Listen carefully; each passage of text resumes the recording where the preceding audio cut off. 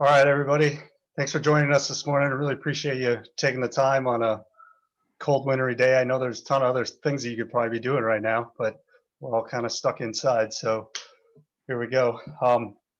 We got a fairly full agenda, so I'm going to try to run through things pretty quickly just so we're not all sitting on our computers for the vast majority of the day. But we'll take breaks at the top of the hour.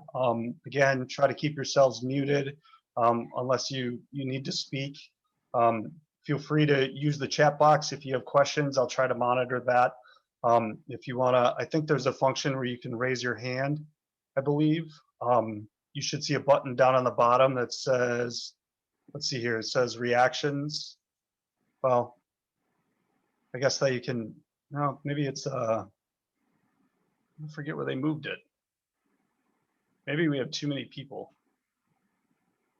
It's in the lower on the bar, the control bar at the bottom, Mike. Okay, gotcha. And it'll be the left-hand one, reactions, and it has a raise hand button in it. Ah, thanks. I might not see it because I'm the host, but unless you have an iPad, which puts everything on top. all right. So there should be a raise hand button. So if you guys need to use that, you can. I'll try to watch for that as well. So, or if you need to, just jump in and speak up. We'll start with Bob Rice. You want to call the roll? Sure. Aldo Leopold. Anago.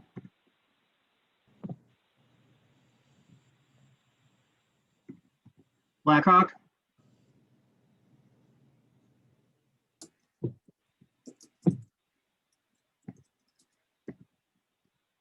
Central Wisconsin. Here. Thank you. Cooley region. Here. Fox Valley. Here. Here. Frank Hornburg. Here. Green Bay. Nor. Here. Here. Captawish. Here. Lakeshore. Here. Marinette. Present. Northwoods. Here. Oconto River. Shawpaca. Good morning. Southeastern. Here. Southern Wisconsin. Here. Wild Rivers. Here. Clear Waters. Here. Wisconsin River Valley. Here. And Wolf River. Here. Okay, I'm just gonna go back through the ones I got no voice on and do another call. Aldo Leopold. Yeah, here. Okay. And Antigo. Blackhawk. Green Bay. Oconto River. Okay, that ends the roll call. Thanks, Bob. Yep, you can mute me now if you want. You can do that yourself, bud. Okay. Next item up on the agenda is the approval of the October meeting minutes. Those were sent around for everybody to review both after the last meeting, and I also attached a copy with the email earlier this week. So do we have any discussion about that? Otherwise, I would entertain a motion to approve those. Dale Lang, I'll make a motion to accept the minutes. Thanks, Dale. Anybody like to second that? Tim Fraley will second. Thanks, Tim. Anybody else have discussions or additions for the meeting minutes? Hearing none, I will call it to a vote. All those in favor? Aye. Aye. Aye. All those opposed? All right, so moved. We all sound like a bunch of pirates. Next item up for business, I am going to, let's see here. I'm gonna share my screen. I'm gonna bring up the treasurer's report and we'll let Gary do that for us. Oops.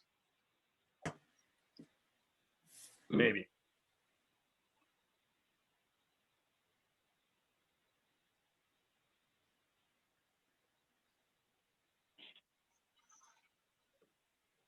All right, Gary, Well, first of all, I hope you can hear me, we can hear you.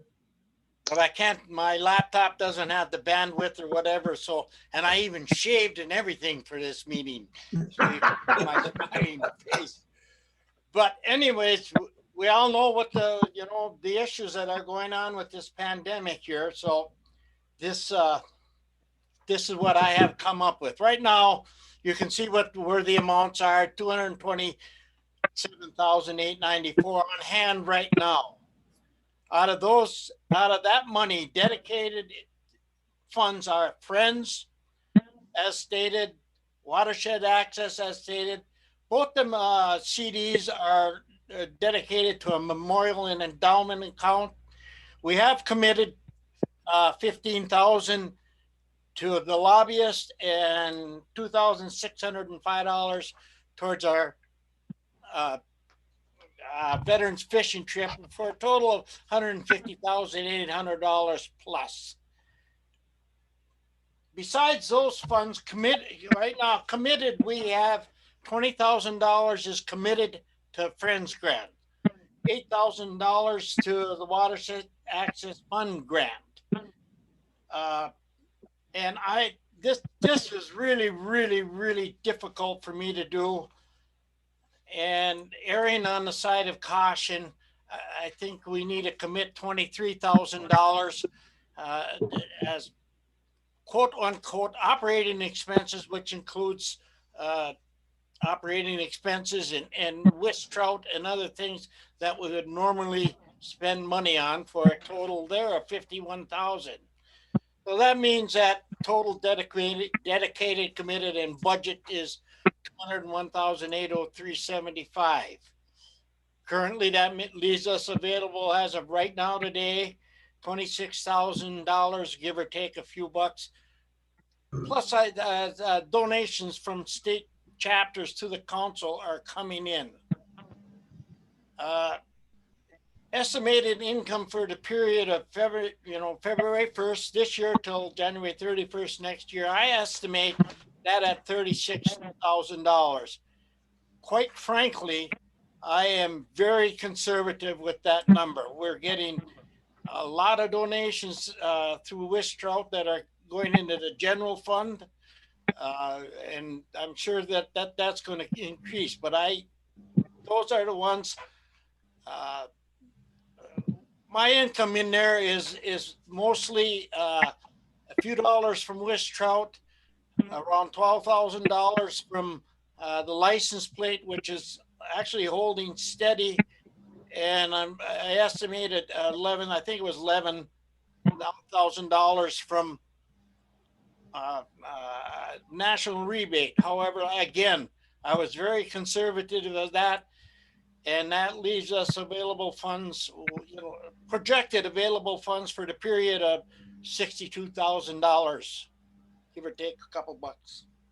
That is the end of my report. Anybody have any questions?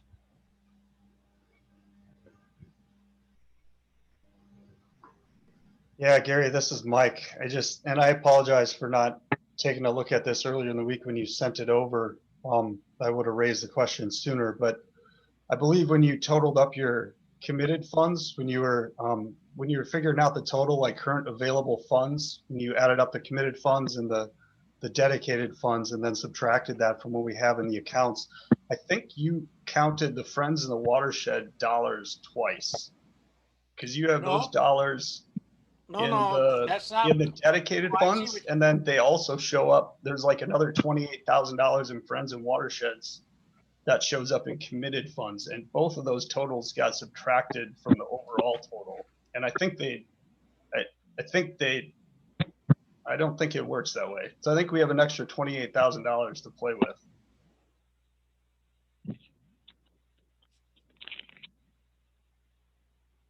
It is possible I did that.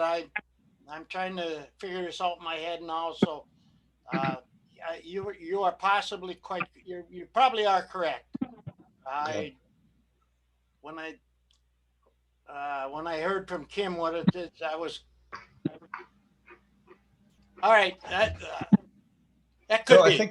I think the numbers are, you know, the numbers that you're showing are accurate, but that line that says current available funds, like that extra 28,000 shouldn't have been taken out of there, because it was already taken out in the when we showed the dedicated funds in the line total up above. Does that make sense? Just looking at it offhand, yes, it does. I'd have to figure this out a little more in my head right now, Okay. but what way I did that, but Okay. So I guess normally we go ahead and approve the treasurer's report. I wonder if maybe we want to give Gary a chance to maybe amend this, and then maybe I could send it around. We could approve it via email vote. Do people think that would be appropriate?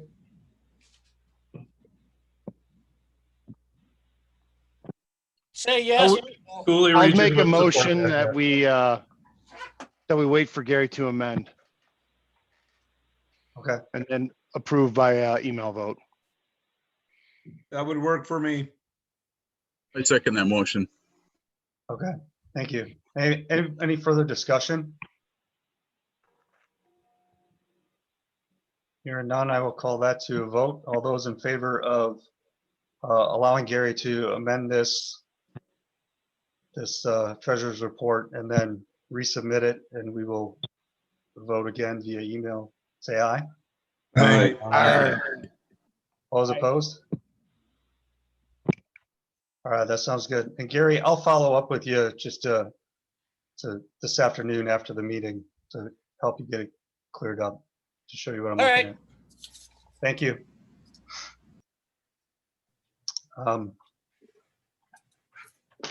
Next item on the agenda, let me switch over to the agenda, see if folks can see that.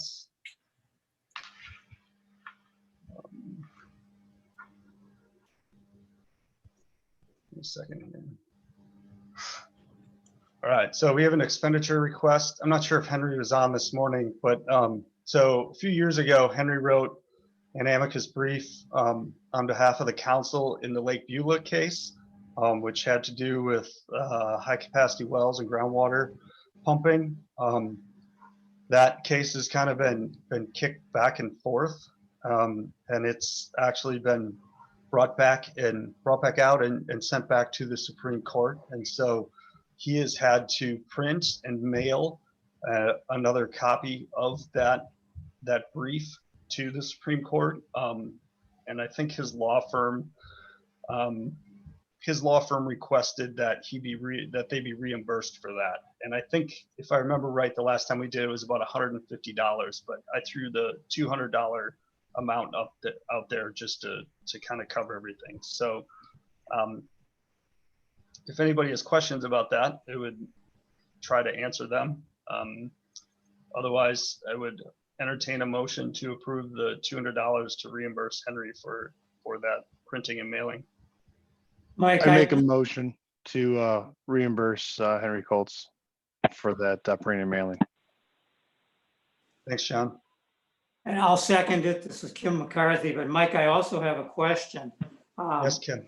That was a case that was decided by the Supreme Court back in about, 2011, somewhere in there. How did that manage to get back in front of the court again? I wish I had the specifics in front of me. I think it has something to do with it may have something to do with the new Attorney General made a ruling on a previous Attorney General's opinion, and it got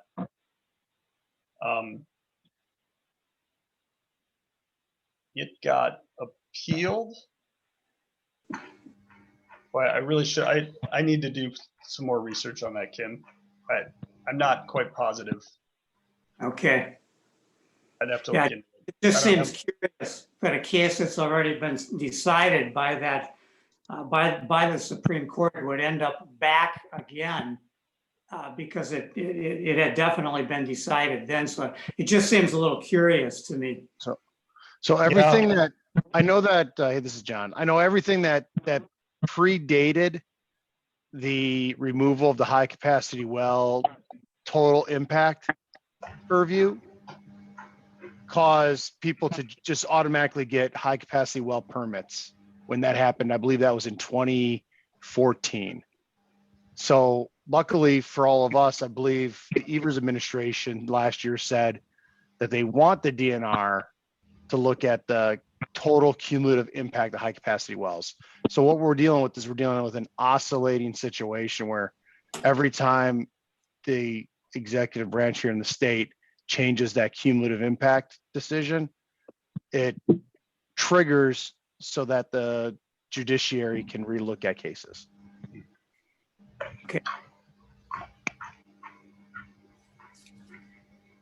Thanks for explaining that more eloquently than I, John. All right. Any other questions regarding that? All right, we have a motion. Do we, I forget, do we have a second? Yeah, I seconded it, Mike. Okay, thanks. Thanks, Kim. All those in favor of the $200 reimbursal to Henry Colts, say aye. Aye. Those opposed? So moved. Thank you, gentlemen. I am going to turn it over to our former council chair, Kim McCarthy, for the elections. It is time to elect or re-elect our officers and our National Leadership Council representative.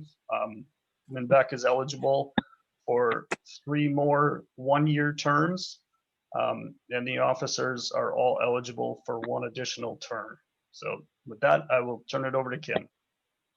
Well, good morning, everybody.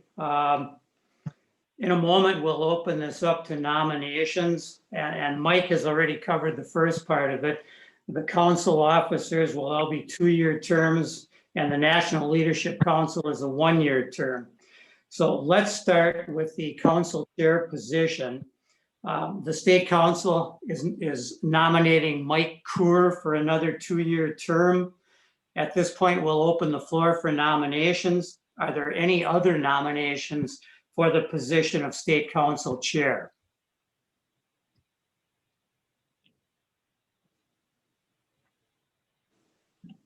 Okay, hearing none, I'll ask a second time. Are there any nominations for the state council chair position?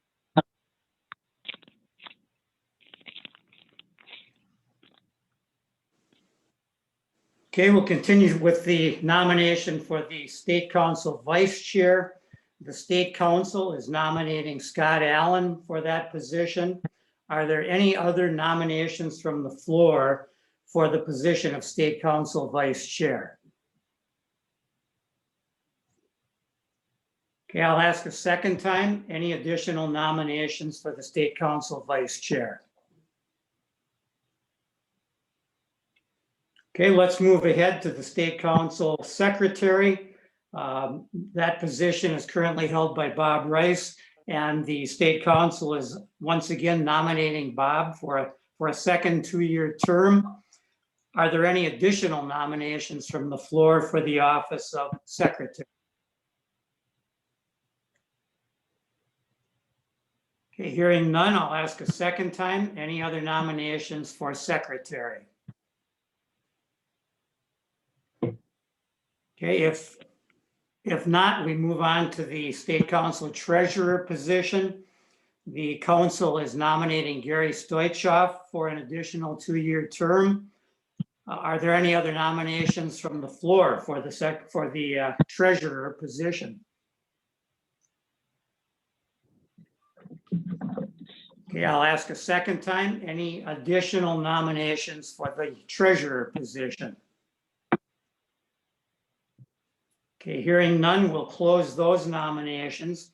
And then we have the position of the National Leadership Council representative, currently held by Lynn Beck. Now, this is a one-year term, and we do this election on an annual basis. The state council is nominating Lynn Beck for another term. Are there any nominations from the floor for the position of National Leadership Council rep? Okay, I'll ask a second time. Any additional nominations for National Leadership Council rep? Okay, I'll now accept the motion to close nominations. Dale Lang, I'll make that motion. And is there a second? If this is Michael Williamson, I'll second it. Okay, so we have a motion and a second to close the nominations. Any discussion? Okay, hearing none, we'll call the question. So we've got Mike Coor for chair, Scott Allen for vice chair, Bob Rice for secretary, Gary Stoichkov for treasurer, and Lynn Beck for National Leadership Council. All those in favor of voting yes for those people to serve in those positions, please say aye. Aye. Any opposed? Nay. Okay, hearing none. It's unanimous, and we have our full slate of officers for the next 2 years and for the council rep for the next 1 year. That's it on the election, Mike. We'll turn it back to you. Congratulations to those people who volunteered to serve again. And thank you from the council. And thanks. Thanks, Kim. Appreciate it. Next item on the agenda is a proposed bylaws change. We've got, let's see here. Hold on a sec. There we go. Do you guys see this window on the screen, or am I just seeing that? No, it's like stuck there. Yeah, we can all see it. I don't know why. I'm not sure what's going on there.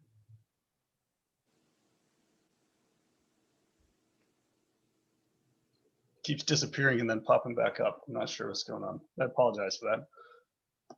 It's coming back again, isn't it?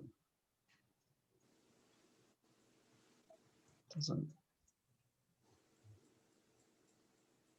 It won't let me grab it. I don't know. All right. Anyway, so the next item up for business is the bylaws change. I just wanted to bring our bylaws up to date with the TU Nationals new fiscal year. Currently, I think our bylaws still state that the fiscal year ends in October. So all we're proposing is to change that from to change the language so that Article 7 of the bylaws says fiscal year. The fiscal year of the council shall be April 1st to March 31st, or such other fiscal year as shall be adopted by Trout Unlimited. Anybody have any questions about that or discussion? Hearing none, I would entertain a motion to approve the bylaw change. This I'll is make the Lynn, motion. and I make the motion. Thanks, Lynn. Anybody want to second that? I'll second Worspo will that. second. Any further discussion? All right, all those in favor of amending the bylaws to update the council's fiscal year, say aye. Aye. All opposed? So moved. Thank you, gentlemen. We'll move on to the chair report. Our executive committee signed on to a letter earlier this year, back in October. This was something that was generated by TU National, and I think it came, Kim, maybe you could correct me if I'm wrong, but I think it came from the mining work group or some of the folks that were working on that. But it was a letter to the U.S. Forest Service regarding oil and gas leasing on public lands. I think there were a number of there were a lot of acres of land that were getting put up for lease for like a very minimal price. And I think it drew the alarm of TU National, and they were trying to drum up support from as many organizations as they could get. So we approved that on October 28th. We've had a couple of expenditure approvals. There was $150 approval to increase the Zoom audience capacity to 500. This is something when we set up the Zoom account, like we can have up to 100 people. And we found that some of our Talking Trout episodes that we do on Wednesdays have been pretty popular. Like, for example, we had Kyle Zempel the other night, and we had well over 150 people on there. I think there were 194 that registered or something like that. So we've been doing this on a per month basis. So it's $50 a month to up the audience capacity to 500. So we approved that on November 2nd. We've used it twice now. So I try to set it up so that I do it like the day of the meeting so that it'll follow through and catch the next month's meeting as well. So try to save a little bit of money there. But it's been working pretty well. The big expenditure approval that we made was for, we hired Brandon Scholes from the Capital Group to represent us in the legislature again this year. There was a $15,000 charge. That was something that the executive committee approved on November 11th. And I think I had prepped the council previously that this was something that we were probably going to look into and do. He knows the Republican side of the aisle really well. He's got some good connections there.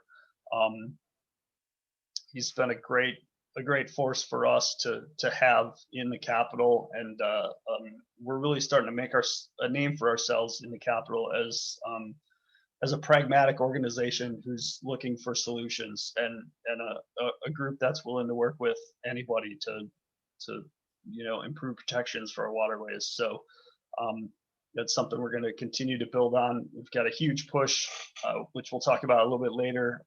Knowles Nelson Stewardship Fund is up for reauthorization in this year's budget. It's going to be a tough battle, but I think we're putting the pieces in place to make sure that happens. So, anybody have questions about the sign-on letter or the expenditure approvals? This is Kevin Seathelt with Wild Rivers. I'm wondering if you can talk a little bit about the lobbyist and the Capital Group and what other interests they may represent as well. Yeah, so Brandon's main customer is the Grocers Association. That's primarily who he's doing most of his work for. He does some work for, and maybe this is what you were getting at, but he has on occasion done some work for the Wisconsin, I want to say is it a propane alliance or a gas alliance? Which specifically, Kevin, I assume you're trying to get at the Enbridge Line 5 thing, which we'll talk about in a minute. But I have had some conversations with Brandon about this, just because I know that I think Enbridge plans to run propane, or at some point uses that pipeline to run natural gas through there.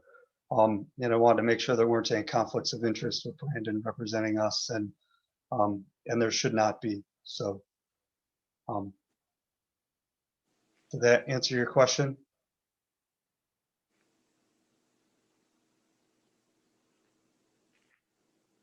That did. Thank you very much. Thanks. All right. So the thing I wanted to cover, I mentioned that we do have the Zoom platform. Obviously, we're all using it today. It's been working pretty well. It's available for chapters to use. I know some of you have started using it to do chapter functions. I think Cooley Region is using it to do a fundraiser later this month.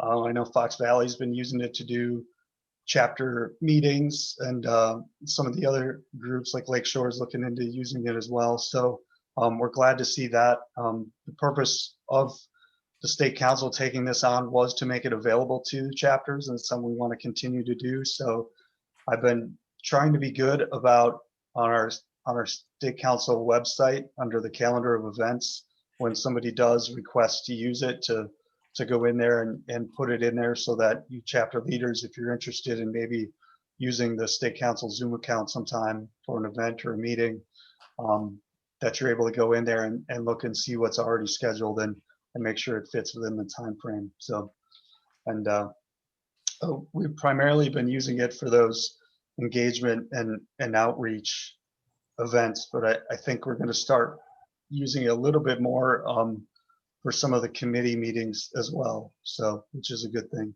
But so I will try to do my due diligence and make sure that that events page is updated, and we should be good. Anybody have questions about how that works? Or I guess if you want to use it, I should say, just send an email request to me, and I'll go through and I'll verify that nobody else is using the account for the requested time, and then I'll follow up with you and let you know. Mike, Stan Sikowski from Central. What's your procedure with Zoom for a shared platform or use of that account? So right now we've been doing is it's probably not the most secure thing, but we've just been sharing the username and the password with chapter leaders who are setting up the meeting. If you prefer, if I'm available, I'm happy to log in and set the meeting up and get you going as well. But no, the question I had is we went ahead and purchased a similar subscription from Zoom, but I wasn't sure what technology we could use to open that up and share it. So I wanted to walk down that path with you, but apparently you're just sharing the password and letting them sign up.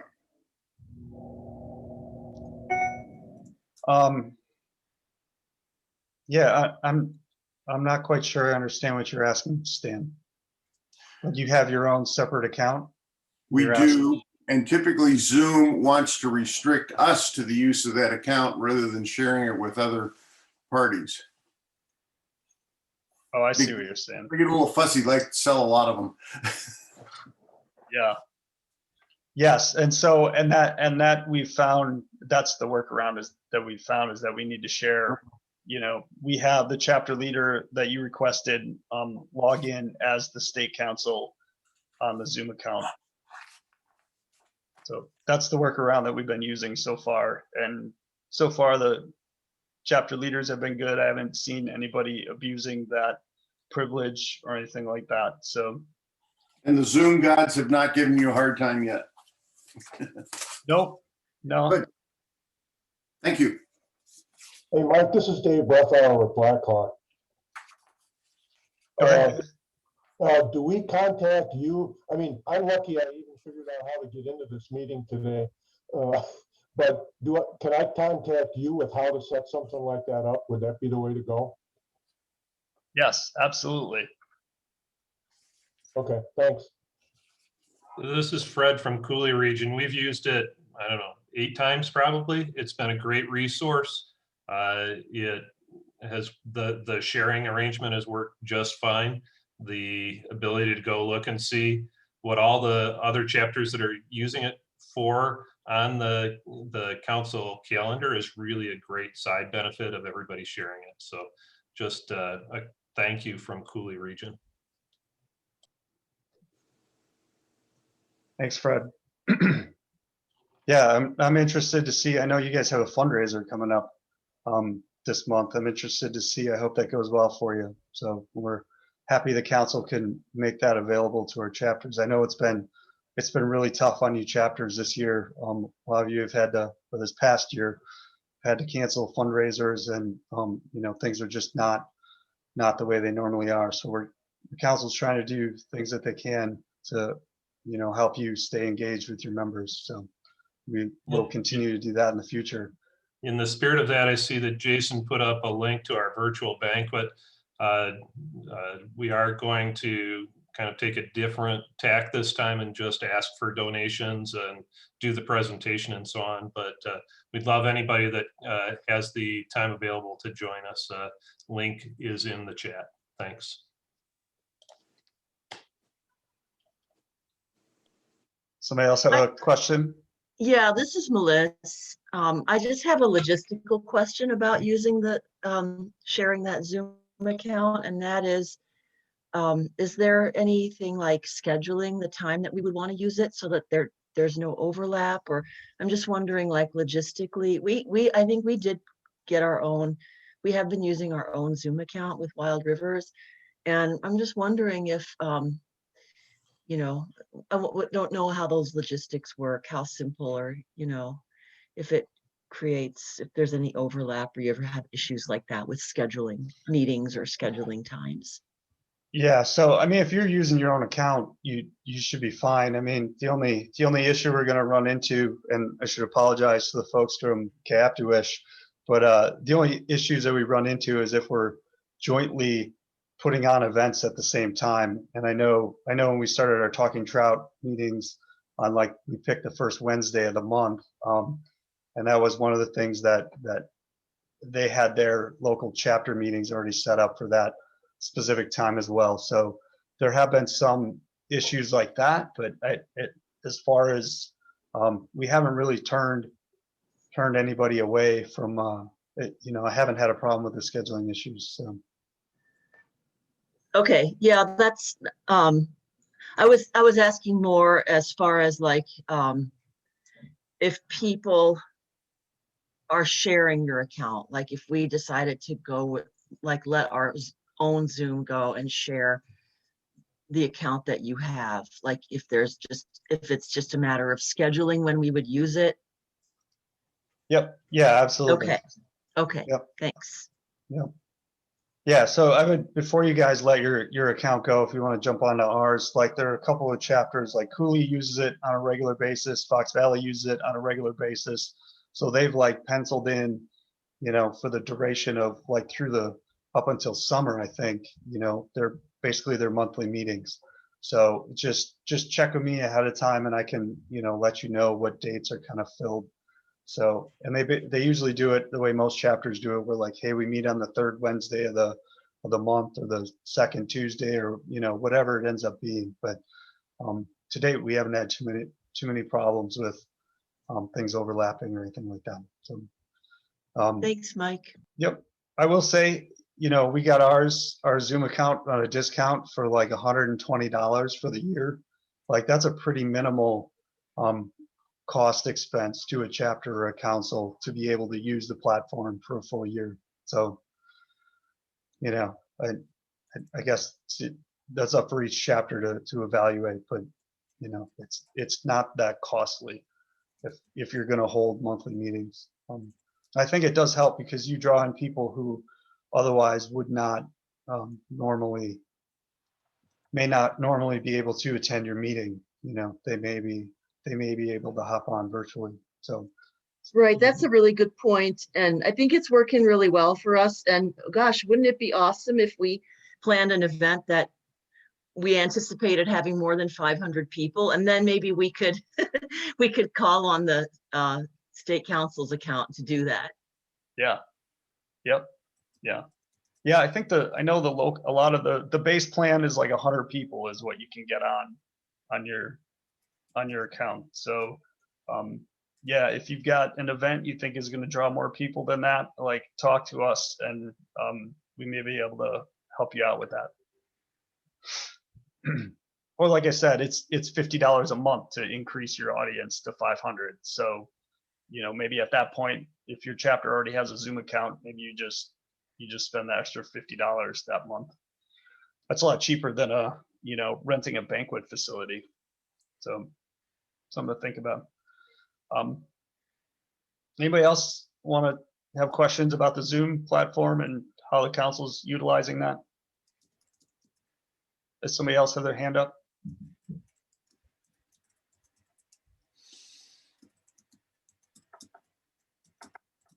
Somebody on the phone with a hand up? Is that 920? Was that you, Melissa? No. No. 920-379. Okay. All right.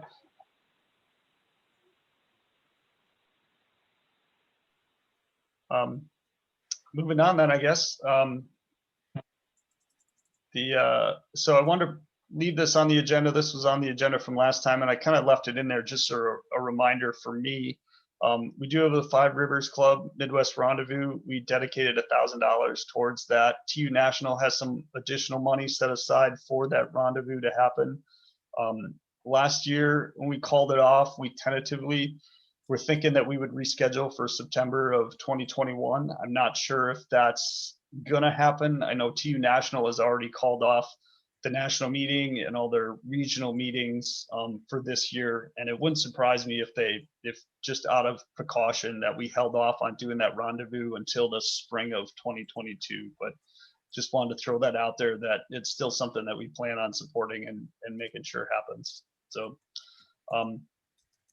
the last item that I have under the chair's report is I wanted to maybe ask the folks from the Wild Rivers TU chapter to talk about the Enbridge Line 5 reroute a little bit.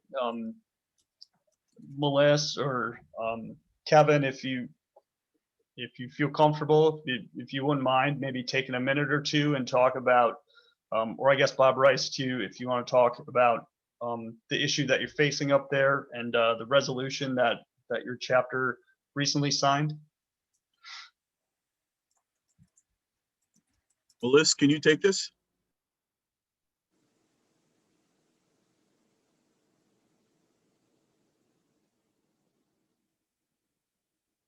Well, yeah, oh. hi.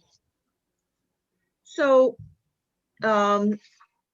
those of you on the meeting, if you may have seen the article that was in the recent with Trout about the Line 5 reroute.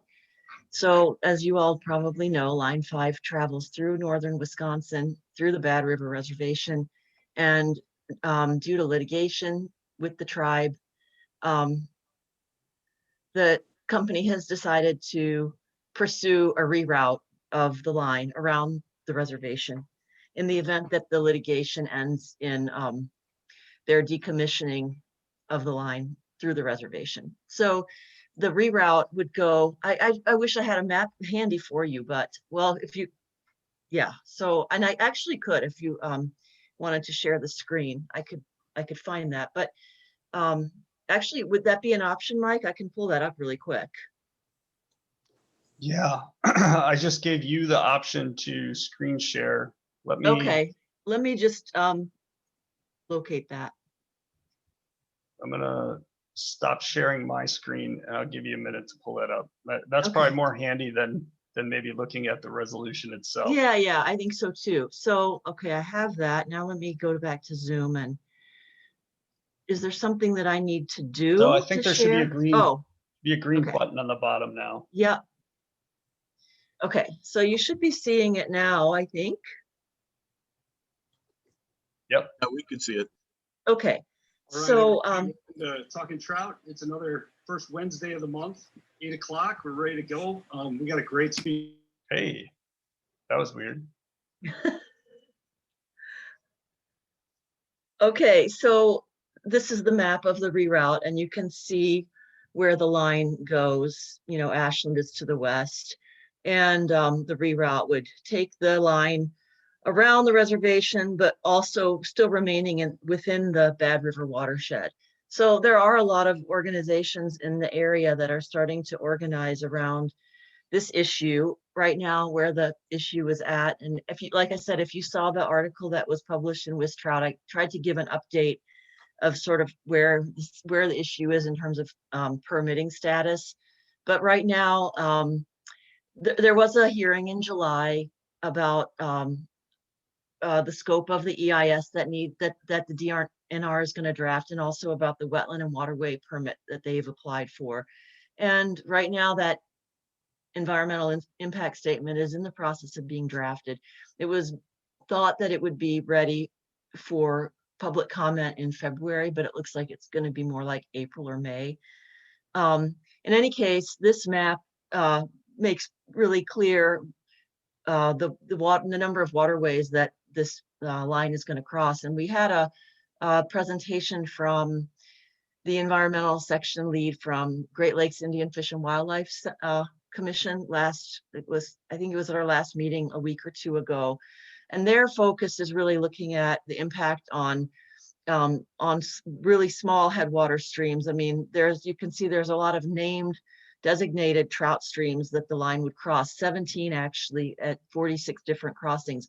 But then the number of smaller intermittent streams that would also be impacted through this crossing is double or triple that. So so our chapter has been talking about this and whether we want to join other organizations in I would say opposing this, or in any case trying to be involved in the process to determine or to ensure that proper conditions are met if it is permitted. So and we decided to do that, and to do that through the development of a resolution. And the resolution, which I think we can maybe switch to that screen unless people have questions about the map, then maybe we could just go to the resolution, and that kind of lays out why we feel that this is in our chapter's wheelhouse to take a stand on this.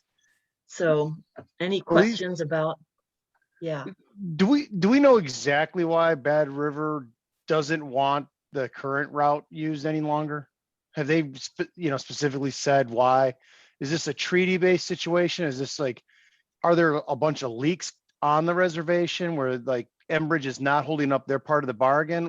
What exactly is going on because it's going from like, I think it's like a 13-mile to 41, which is, every time there's a weld, there's an increased risk of a leak.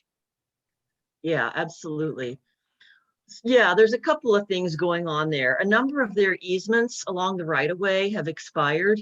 And so in 2017, the tribal council determined that the line posed a threat to the watershed, just an existential threat, like it's there. And although there haven't been any significant, leaks or breaches within the reservation, there certainly have been in other parts of the line. And, for the tribe, this place is really the heart of their sort of cultural, and I mean, it's an existential threat to their way of life, in the sense that if a catastrophic break were to occur, the impacts to Lake Superior and to all the downstream waters and the wild rice beds would be catastrophic. And so on the basis of those concerns, really like looking toward the 7th generation, the decision was made by council to not renew the easements and to demand that the line be decommissioned, shut down and decommissioned. And then the council reaffirmed that in 2019. So while there haven't been any like I would say leaks or releases of oil within the confines of the reservation, the tribe has had a lot of interaction with the company, just because there is ongoing maintenance, there's ongoing right-of-way maintenance, there's ongoing like monitoring through anomaly digs and things like that. And there have been situations where, well, for example, 2 years ago, field staff, their Natural Resources Department field staff were out in the field on a completely, not a pipeline related project, but they discovered that I think it was a 47-foot section of line was completely exposed and had been undercut by, so I don't want to get too much into the weeds, but north-south tributaries that cross the line, because of the impact of the line over 50 years, that it changed the hydrology. So the water started actually moving along the course of the pipeline and creating a channel along the length of the line, rather than crossing it from south to north, which was like the natural hydrology.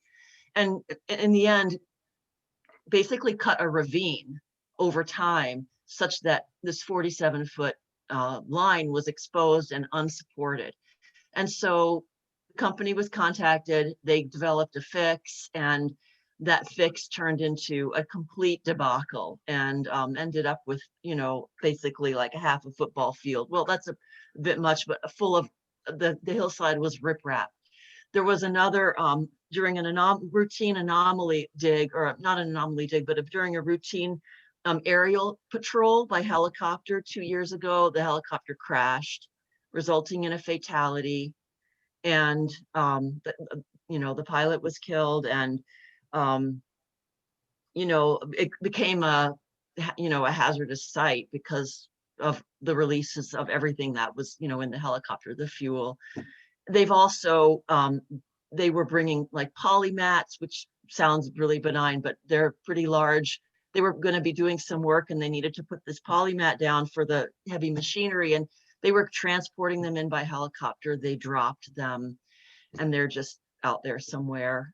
So the tribe hasn't had a lot of assurance that the company, that the company is one that they want to continue working with in terms of maintaining a pipeline across the reservation. So it's really all of those factors that have come together that led the tribal council to make that decision and to reaffirm it in 2019.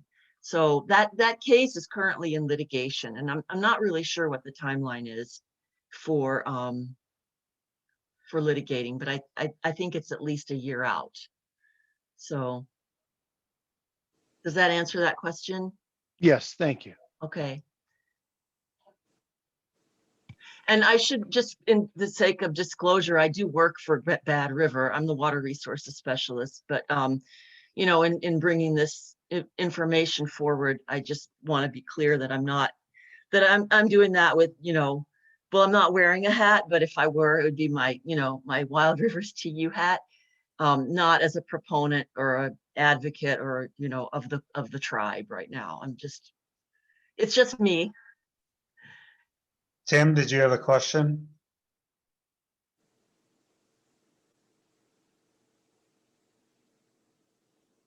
Yes. If we do this circle runaround, who's going to finance that? Is it going to be the pipeline company or is it going to be the taxpayers? Well, that's a good question. I mean, it's one that I never really, I guess I've just assumed that it's an Enbridge project, and the cost of it, to the best of my knowledge, there's no like tax incentive type thing. Like, I mean, I don't know that much about that stuff. I think about like the Foxconn company, that whole project where there was a lot of, I think there were a lot of tax incentives there, but there's nothing like that with this project to my knowledge. I mean, but then it depends on how you consider cost. I mean, there's a significant amount of staff time and, stuff from the point of view of the DNR and the Army Corps, and then of course, negative externalities, costs that get pushed down the line for a project like this. But as far as directly being supported in any way by tax dollars, I don't know that there's anything like that. I don't know. I mean, that's just like, I haven't heard any otherwise, I should say. Okay, thanks. And I can say that the company would be paying for this, but right at this moment, they're also expending a significant amount of resources in the community.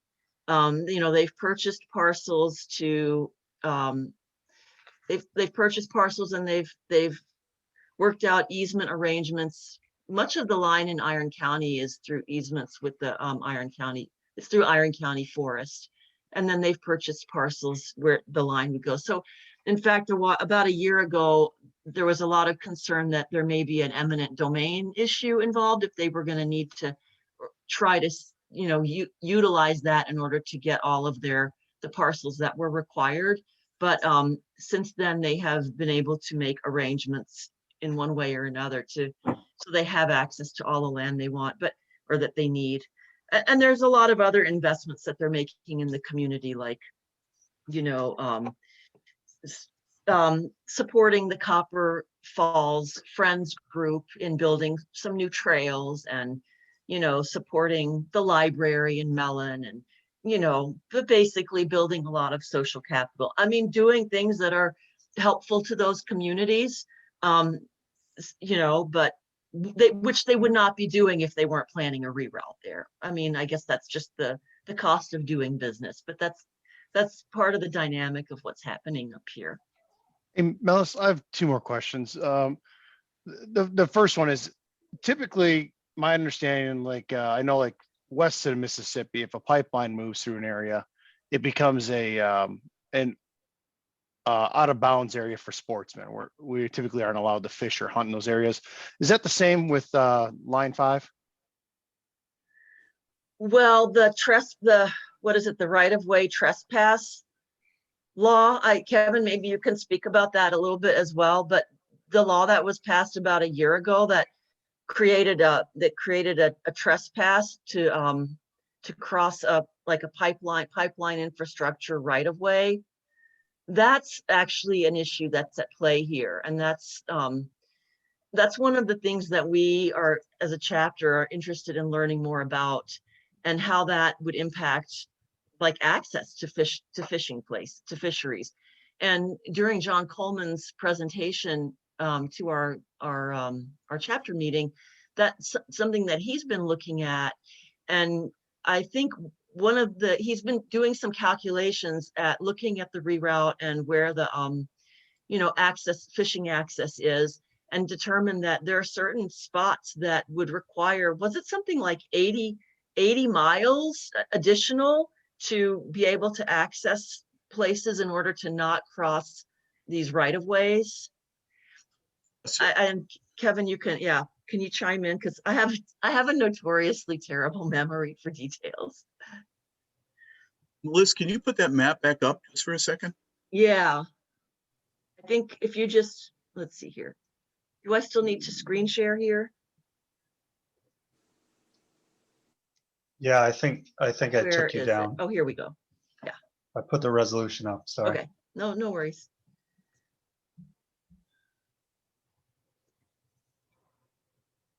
So Kevin, did you have?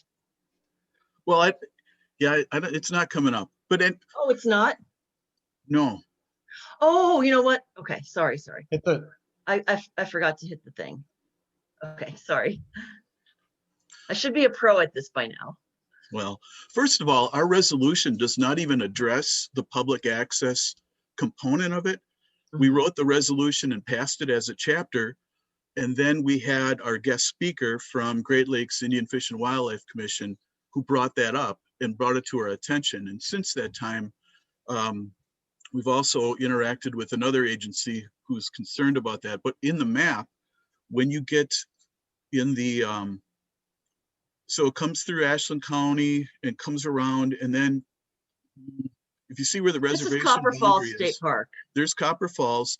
So then just to the east of that is Iron County, and the pipeline goes through a large section of Iron County forest, public land.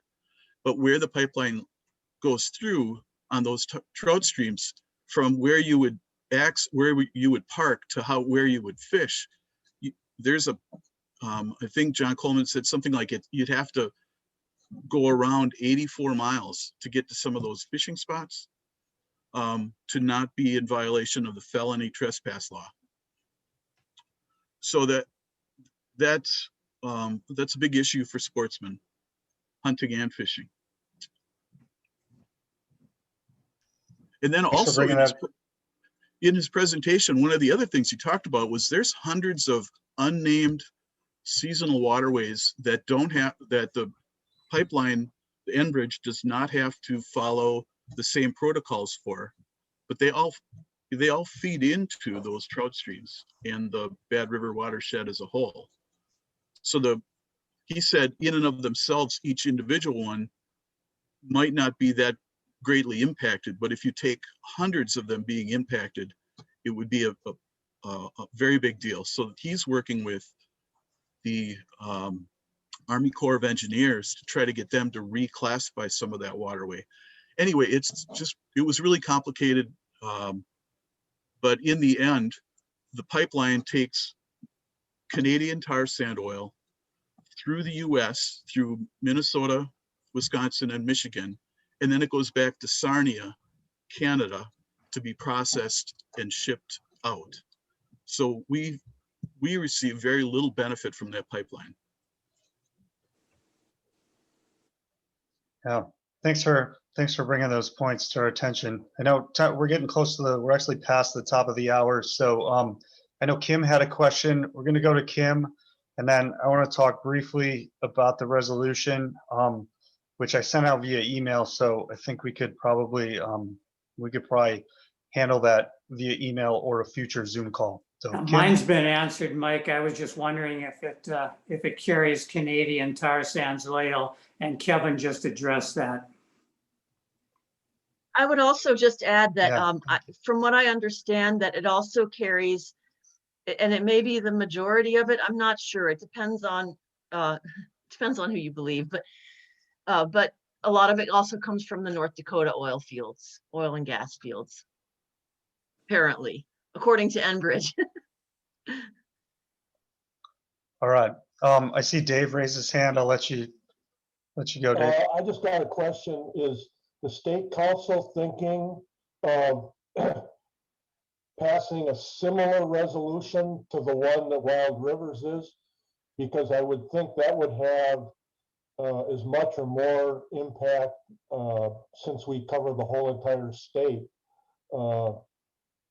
If we were to do something like that also, I don't know, because I mean, I was involved in Rock County with the same thing with Enbridge, because the county was trying to keep them from updating the line that runs through Rock County. And unfortunately, it was a losing battle for us.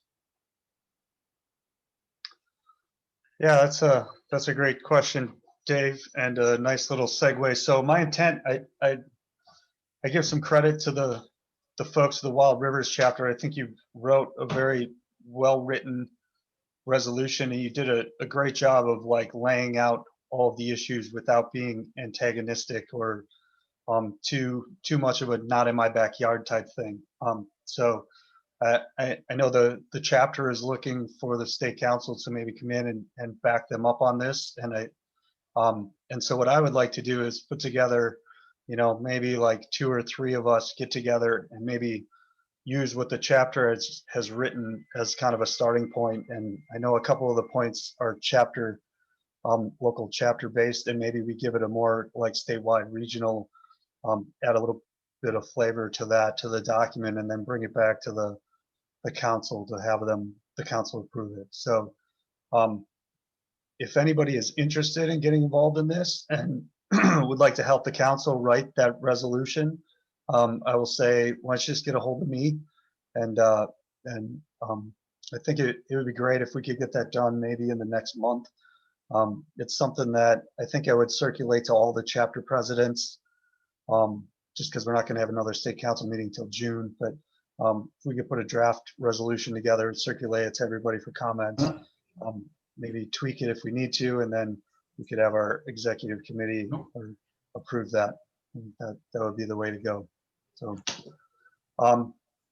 it is 10:06. It is my intention to take a break at the top of the hour. So I think I'm going to go ahead and I'm going to pause the recording, and we'll take a 5-minute break. So we'll come back at, I guess it's 10:07 now. So we'll come back at 10:12. Thanks. And we are back. And next item on the agenda is Lynn Beck with his National Leadership Council report. So Lynn, I'll turn it over to you. All right, great. Thanks, Mike. Actually, the NLC's been very busy with everything that's happening, with the pandemic and whatever. A lot of virtual meetings, too many to count actually, but some of the highlights we've had, our October meeting was our annual NLC meeting, which is normally held at the national meeting, but of course, because of our fun little virus, had taken everything out of it, and we got stuck doing it virtually. But we elected to Jim Walker as the chair again, and Rich Thomas as the secretary. And they put together a pretty good program on the state of the grassroots, basically reporting on the accomplishments for the year. And one of the big thing was they highlighted the enhancement of communications within TU, which a lot of you are seeing, more and more. Lisa Baranek has been doing a lot with getting everything out with multimedia and options for everybody to get onto some of these other meetings and everything, which is pretty cool. One of the other thing is we had to have, as an NLC work group, we had to have our message roadmaps in, which is basically kind of a plan of action for the groups. Everybody, each group got together and put together a plan of action and highlighted it with 3 goals. And they're going to use those 3 goals to kind of ascertain everything that's going on within their work groups. So that's pretty cool, and it's working out very good with everything. Basically, that was our October meeting. And then in December, we had our regular scheduled quarterly meeting, which is kind of pretty close because it's, after the annual meeting, but we still needed to meet our requirements for that. And Mike stole a little bit of my thunder here because part of the update was the regional rendezvous and the annual meeting in Bangor were canceled for this year. So like Mike said, we'll see what happens with the Five Rivers rendezvous and see where that goes to. They may do something virtual with that. Andrew Lafredo has been working a lot with the Five Rivers groups and putting on blogs and virtual stuff. So that could be something to do. So it's something to get your teens involved with that are within your chapters. And let's see. And Mike probably got to meet her, but we elected Ellen Smith to fill a vacancy in the Embrace the Stream program. And we had Megan Barker and Nellie Williams from Alaska TU. And of course, this was in that December meeting was right after the permit being yanked for the Pebble Mine. So they wanted to thank everyone for all the work we've done as an NLC group, and also to make sure that we thank everybody within our chapters for all they've done to really get behind that and create the efforts that enlightened everybody on what's happening. They also had to they let us know that some of the investors for the mine were backing out because of the permit not going through. So they're waiting to see how many exactly. And of course they were expecting an appeal, but they didn't think it would go through. But as you've seen some of the emails already, they are planning on putting together a background to fight that appeal if it does come up. And then Chris Wood talked about the new strategic plan. And they are just about ready to roll that out for the councils and chapters. So be watching for that as it comes close. One of the biggest points of the plan is they're working on a new membership plan and basing it all on engagement. So you'll be asked to do a few things. They're going to be throwing out stuff for you to be able to engage people around and engage your chapters to bring in more people and hopefully build our membership. And one of the things that the last thing that he talked about was there's 3 areas that TU is working on with President Biden's transition team. They were rolling back the rollbacks for protection of our public lands. So they're working on that aspect. Climate change is another one. They're going to attack that from the perspective of common sense. And I'm sure some of you have seen, but they're working on the removal of 4 dams on the Snake River. So that's actually pretty cool. And one point that he wanted to reiterate was the fact that they were going to get the new administration to work as bipartisan participation and hopefully having the Senate and everybody work together. So that's actually kind of where we are right now. We're working on a lot of the things that I'd like to say is on these message roadmaps. Go on to tu.org #NLC and check out these work groups. There's a lot of great work groups going. The mining group now is picking up a little bit on what's happening with the Back 40 mine and getting involved there and finding a few things. And as like Mike talked about with the U.S. Forest Service, getting on to protect our public lands. And so, I don't know, check it out, bring it up at your chapter meetings. And these work groups are open to everybody. So if you haven't anybody that's interested in anything, please contact them. Our youth education work group is actually doing a lot of stuff. We're working on ways one of our main goals is to have communications for out to the chapters and councils on the education programs that are out there. So we're putting together presentations. We just had them on the Stream Girls. We've had one on 5 Rivers, and we're going to attack every part of the Headwaters youth programs and put a presentation out there to let your chapters and councils know how to work on incorporating these programs into your chapter functions and stuff. So a lot of exciting stuff, and I guess that's about it. So I guess we can go on from there, Mike. Thanks, Lynn. Appreciate it. Anybody have questions for Lynn before we move on?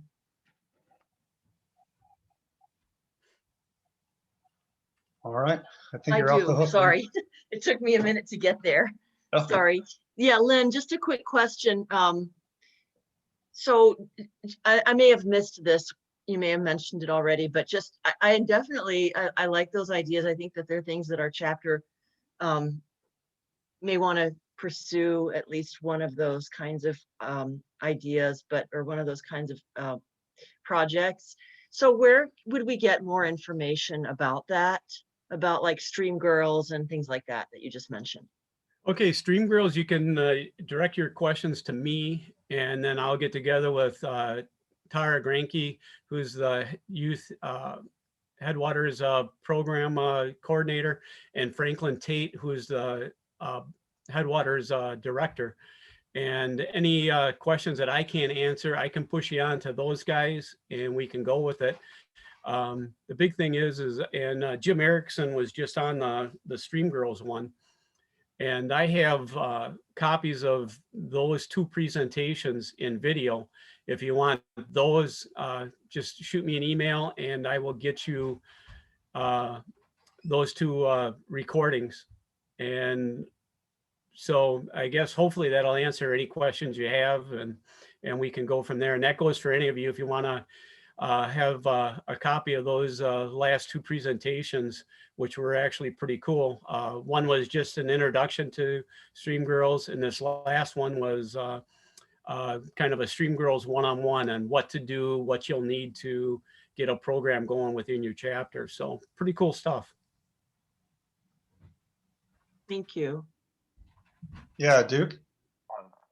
Then I have a question. I've had a back and forth email chain going with Jim Walker about adding the Kinnickinnic Dam removals to the National Conservation Agenda. And I've had a kind of an assurance from him that that'll be becoming part of the National Conservation Agenda. Have you guys discussed that at any of your meetings in this fall? It was brought up in the December meeting, and he was taking it to the national, and that's the last I heard. He was presenting it at the board of directors, and they were going to go with it from there. And that's the last I heard, and have not heard anything since. So you've probably heard a little more than what I've heard, you know, being in touch with them. But as far as I know, it has been presented, and they're just waiting on a decision. Is the board of trustees now the group that decides what goes on the National I'm sorry, what was that? Board of Trustees, the National Board of Trustees is a group that Yes, I'm sorry. now decides what's on the National Conservation. I don't know if they'll decide, but it's laid out there. I'm sure they'll have some input on it. As far as I know, from the bylaws, the NLC is a group that determines that conservation priorities and agenda for the organization. I'm sure it'll come back to the NLC then once they decide on where they want to go with it or what they want to do with it. Did they have was there a Board of Trustees meeting just this week? I mean, normally they meet, the first week in February on Wednesday, Thursday, and Friday. Yeah, as far as I know, as in our agenda that I received, I saw that was on there, but we have not had anything on that. I think our next meeting is in March. All right, sounds good. Well, thank you. So, And you can't have the national convention in Portland, Maine. We could have it in Portland, Wisconsin, which is just west of Cashton on Highway 33. So just, we could put that up as an opportunity. I'm sure everybody will want to come as long as we can fish. I've heard rumors. All Yeah, right. too. Anything else for Lynn? All right. Thank you, Lynn. Appreciate it. We're going to move on. I'm going to turn it over to Kim McCarthy. He's going to give us an update on the Watershed Access Program and the Friends of Wisconsin TU program. So Kim, take it away. Hey, thanks, Mike. And again, good morning, everyone. Lots of information on both of these programs. They've both been very active in the last few months. Let's start with Watershed. The good news there is we've added another property to the list that the Watershed has been able to assist in the acquisition. This is a parcel on the north branch of Beaver Creek in Marinette County. The partners on this one are the Watershed Access Fund for $8,000, Marinette Trout Unlimited for $1,000, Green Bay Trout Unlimited for $1,000, and the DNR will come in at about 59 or 60,000, somewhere right in there. And because this parcel has not closed yet, but we're reasonably certain it will, I have to be a little bit vague about the specifics. I can't name names, but I can tell you that we do have an accepted offer on this parcel. And this was a high priority for DNR fisheries in northeastern Wisconsin. Beaver Creek, for those of you that may not be familiar with it, is a great little class 1 trout stream about 50 miles north of Green Bay. So it's a nice, easy day trip from Green Bay, close to Marinette. So heavily used by people in northeastern Wisconsin, known for not only a good population of fish, but also larger than normal fish. Browns are not uncommon in the 18 to 20 inch range. Brookies, 14 to 16 inches, are not abundant, but they are there. So the DNR was very anxious to get their hands on this parcel. Now, why? Well, to the north of this parcel, there's about 500 acres of DNR property. To the south of the parcel, there's about 500 acres of DNR property. And this was a barrier that prevented those two parcels from being connected. With the acquisition of this property, there will now be a very long stretch of river that will be accessible to the public. And the DNR just felt it was important to connect those parcels and get this all under DNR control. The closing on this parcel will most likely take place in the month of April. The total cost of the property was in the neighborhood of $70,000. So our contribution is 10, of which 8 will come from the Watershed Access Fund. Now, after subtracting that 8,000, that'll leave us a balance in Watershed of right around $27,000, and we're right in the middle of fundraising for this year. So that fund's in pretty good shape. We still have the ability to participate in a couple more land purchases. And I have to say that with the pandemic, it certainly looks like there's a lot of land out there. that people may be looking to get rid of. I don't ever recall a time when I've had this many phone calls about watershed access. As I mentioned at the last council meeting, there's a great big parcel of land on the Peshtigo River up north of County Highway C that's sitting there. Just recently, I've been notified about a parcel on the White River in Ashland County. DNR has talked to me about a parcel on the Pike River, but I've ruled that one out because it's actually below the designated trout water. The White River is, I think, prohibitively expensive. So I don't think DNR will be interested in it because it's overpriced. The Peshtigo River, I've talked to Land Trust, I've talked to the DNR. And I want to use that one as an example of the importance of stewardship. This parcel on the Peshtigo River is 280 acres. It adjoins Marinette County Forest. It adjoins the Peshtigo River State Forest. But right now the stewardship money is gone.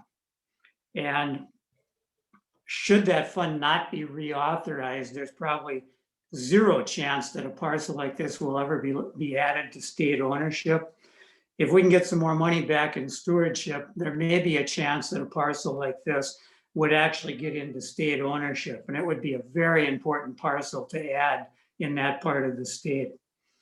So that's about it for watershed. One new acquisition, some irons in the fire at this point. Are there any questions about watershed? Yeah, Kim, it's Jim Worsba. Two quick questions. On the Beaver Creek parcel, roughly how many acres is it and how much stream length? It's a 39 point something, so rounded off to 40, Jim, and the stream runs through right through the center of the entire parcel. Great, thank you. Anybody else?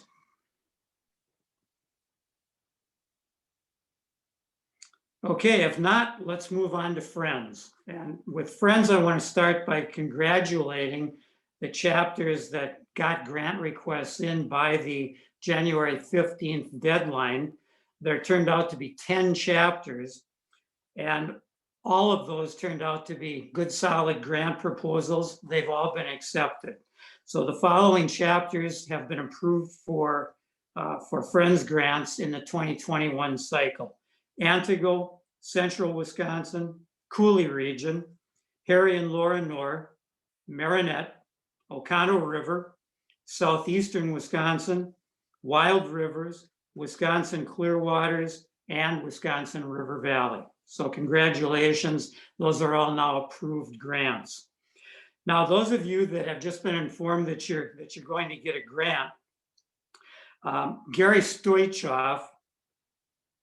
Gary, do you want to talk about the situation with wanting the requests?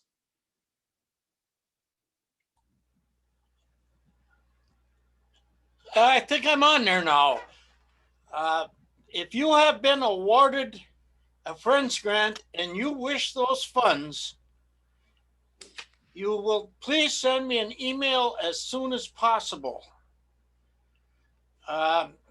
There is a strong possibility as soon as I get vaccinated, I am going to take an extended vacation someplace where it's a hell of a lot warmer than it is here today. So if you get them in, if you get them in by the 15th of March, via email, and that's the only way I'm going to accept it. Don't call me, don't nothing. Send me an email, because if I'm out of town, I save the email and then I look at them most of the time when I get home. So if you want them funds, again, send me an email, and I usually get those out the same day or the next day. But send me an address and an address of where to send it. So I know. So other than that, that's all I have. Just get it out to me quick as possible. Gary, do you have your email? My email is my name, Gary Stoichkov @att.net. And just like send money? What's that? And just send money as the text? Well, tell me what chapter you're representing and that you've been awarded a Friends grant. And here's where to send it to. Thank you. You're welcome. Gary, Nope. This is Kevin up in Ashland. When we ask you to send the funds, are we asking you to send the funds to our chapter treasurer or to the program that's getting the funds, the DNR contact? No, you send. Tell me your chapter. The check will be made out to the chapter, and I'll send it to whatever address you want. I will not make out any checks to the DNR for this program whatsoever. Period. Bottom line. That's the way it is. I'm tired of waiting 6, 8, 9, 10 months and not getting them checks show up in the account, and then I'm sitting there scrambling when they do show up. So. Yeah, it's the checks again. The checks will be made out to the chapter and sent to whatever address you give me. Gary, could you repeat your email address again, the last part of it? Sure. My name, Gary Stoichkov at att.net. I'm going to jump in here real quick and just remind folks that all the officers and chapter leaders contact info, it's always published in Trout, and you can find it on our state council website as well.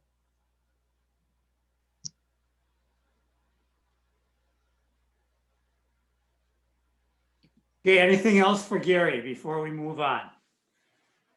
So Kim, this is Michael. Oh, when is the deadline for the next grants? The next deadline is April 15th. Okay, thank you. Okay, well, let's move on.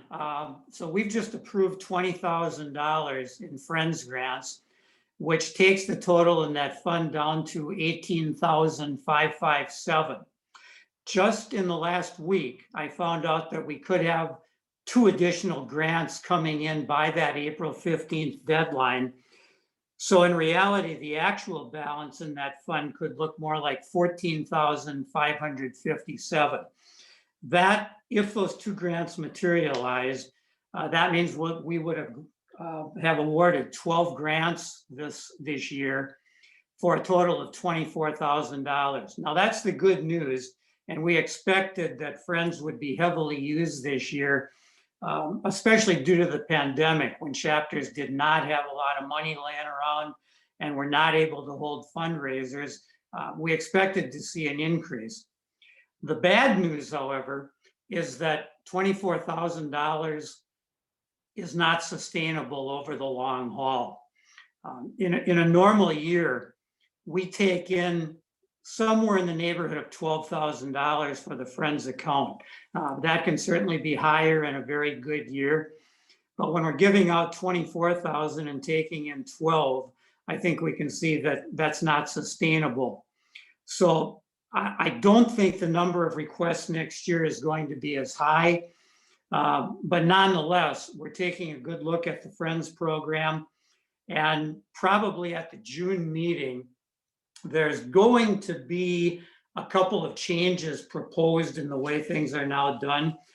We didn't want to get into any of those potential changes today because we want this cycle to go through normally. We don't want any confusion. And any changes that we do make in June wouldn't go into effect then until the 2022 cycle. So expect to hear more about Friends programs as we get into that June meeting. Does anybody have any questions about Friends at this point?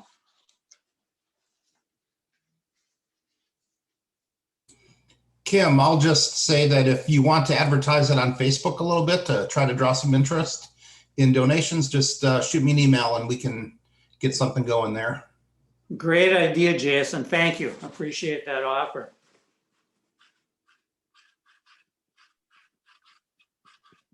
Yeah, that's a good idea. I think we do have the donation button. I believe it's on our Facebook page too, but it's certainly on our website where folks can go and you can donate online.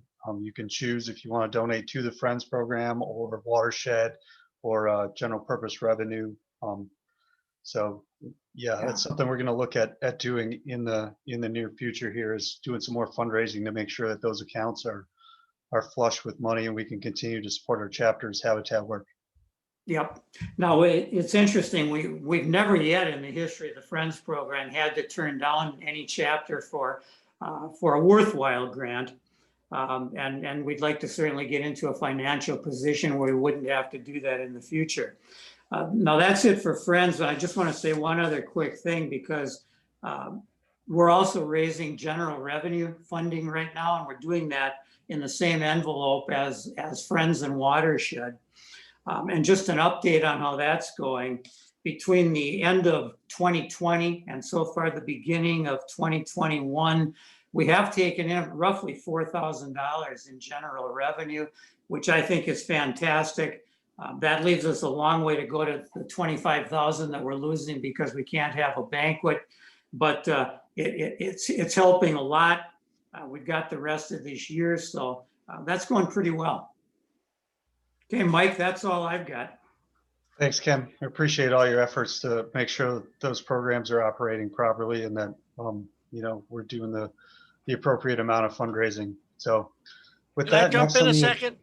Yeah, Gary. Kim, would you send, text me or email me the names of the chapters that got grants, please? Yeah, no problem, Gary. I will do that. Thank you. Thank you, gentlemen. Next up is Chris Collier with an update on the Great Lakes stream restoration. Chris, are you on? Are you ready to go? Yeah, I'm here and ready to go. Let me share a little presentation here.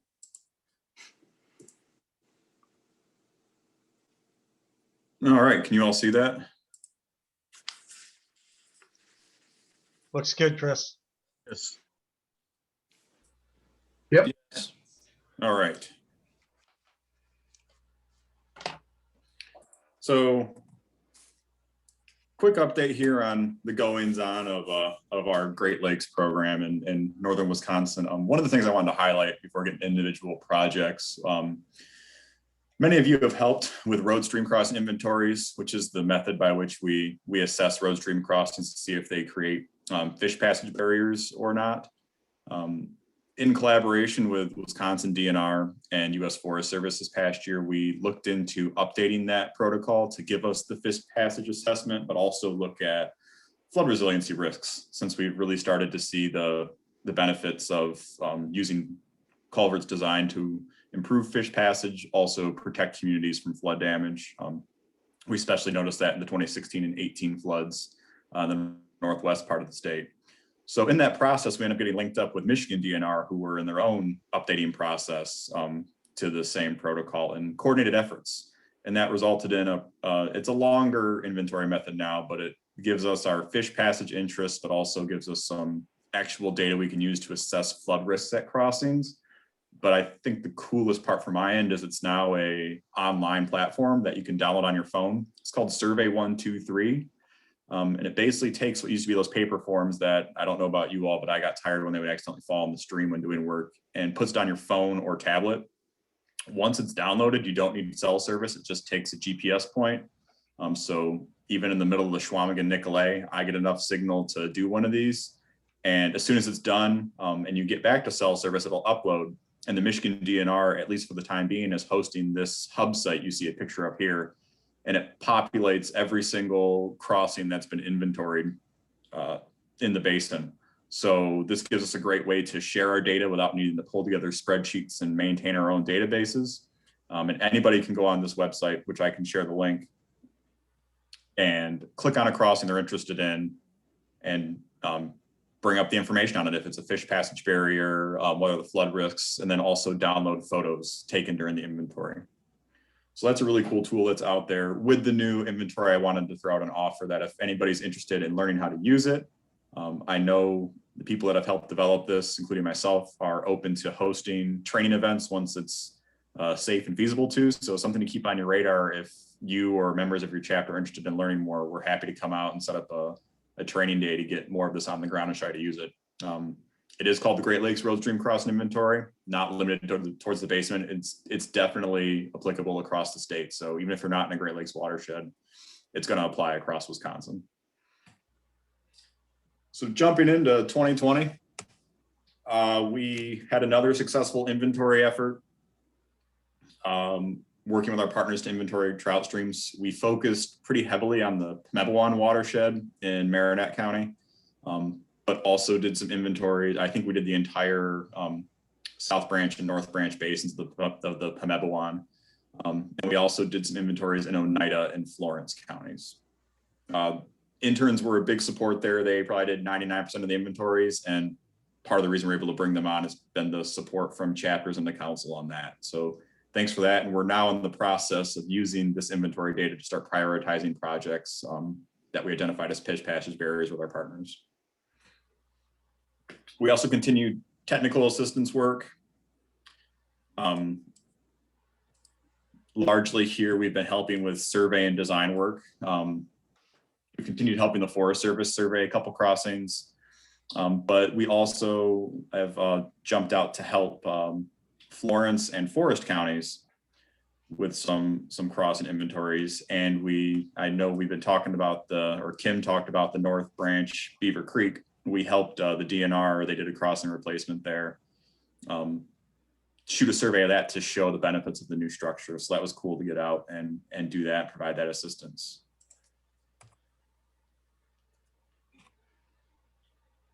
A big support we can play to our partners besides inventorying and helping with some technical assistance is funding assistance. We have a couple highlights I wanted to do.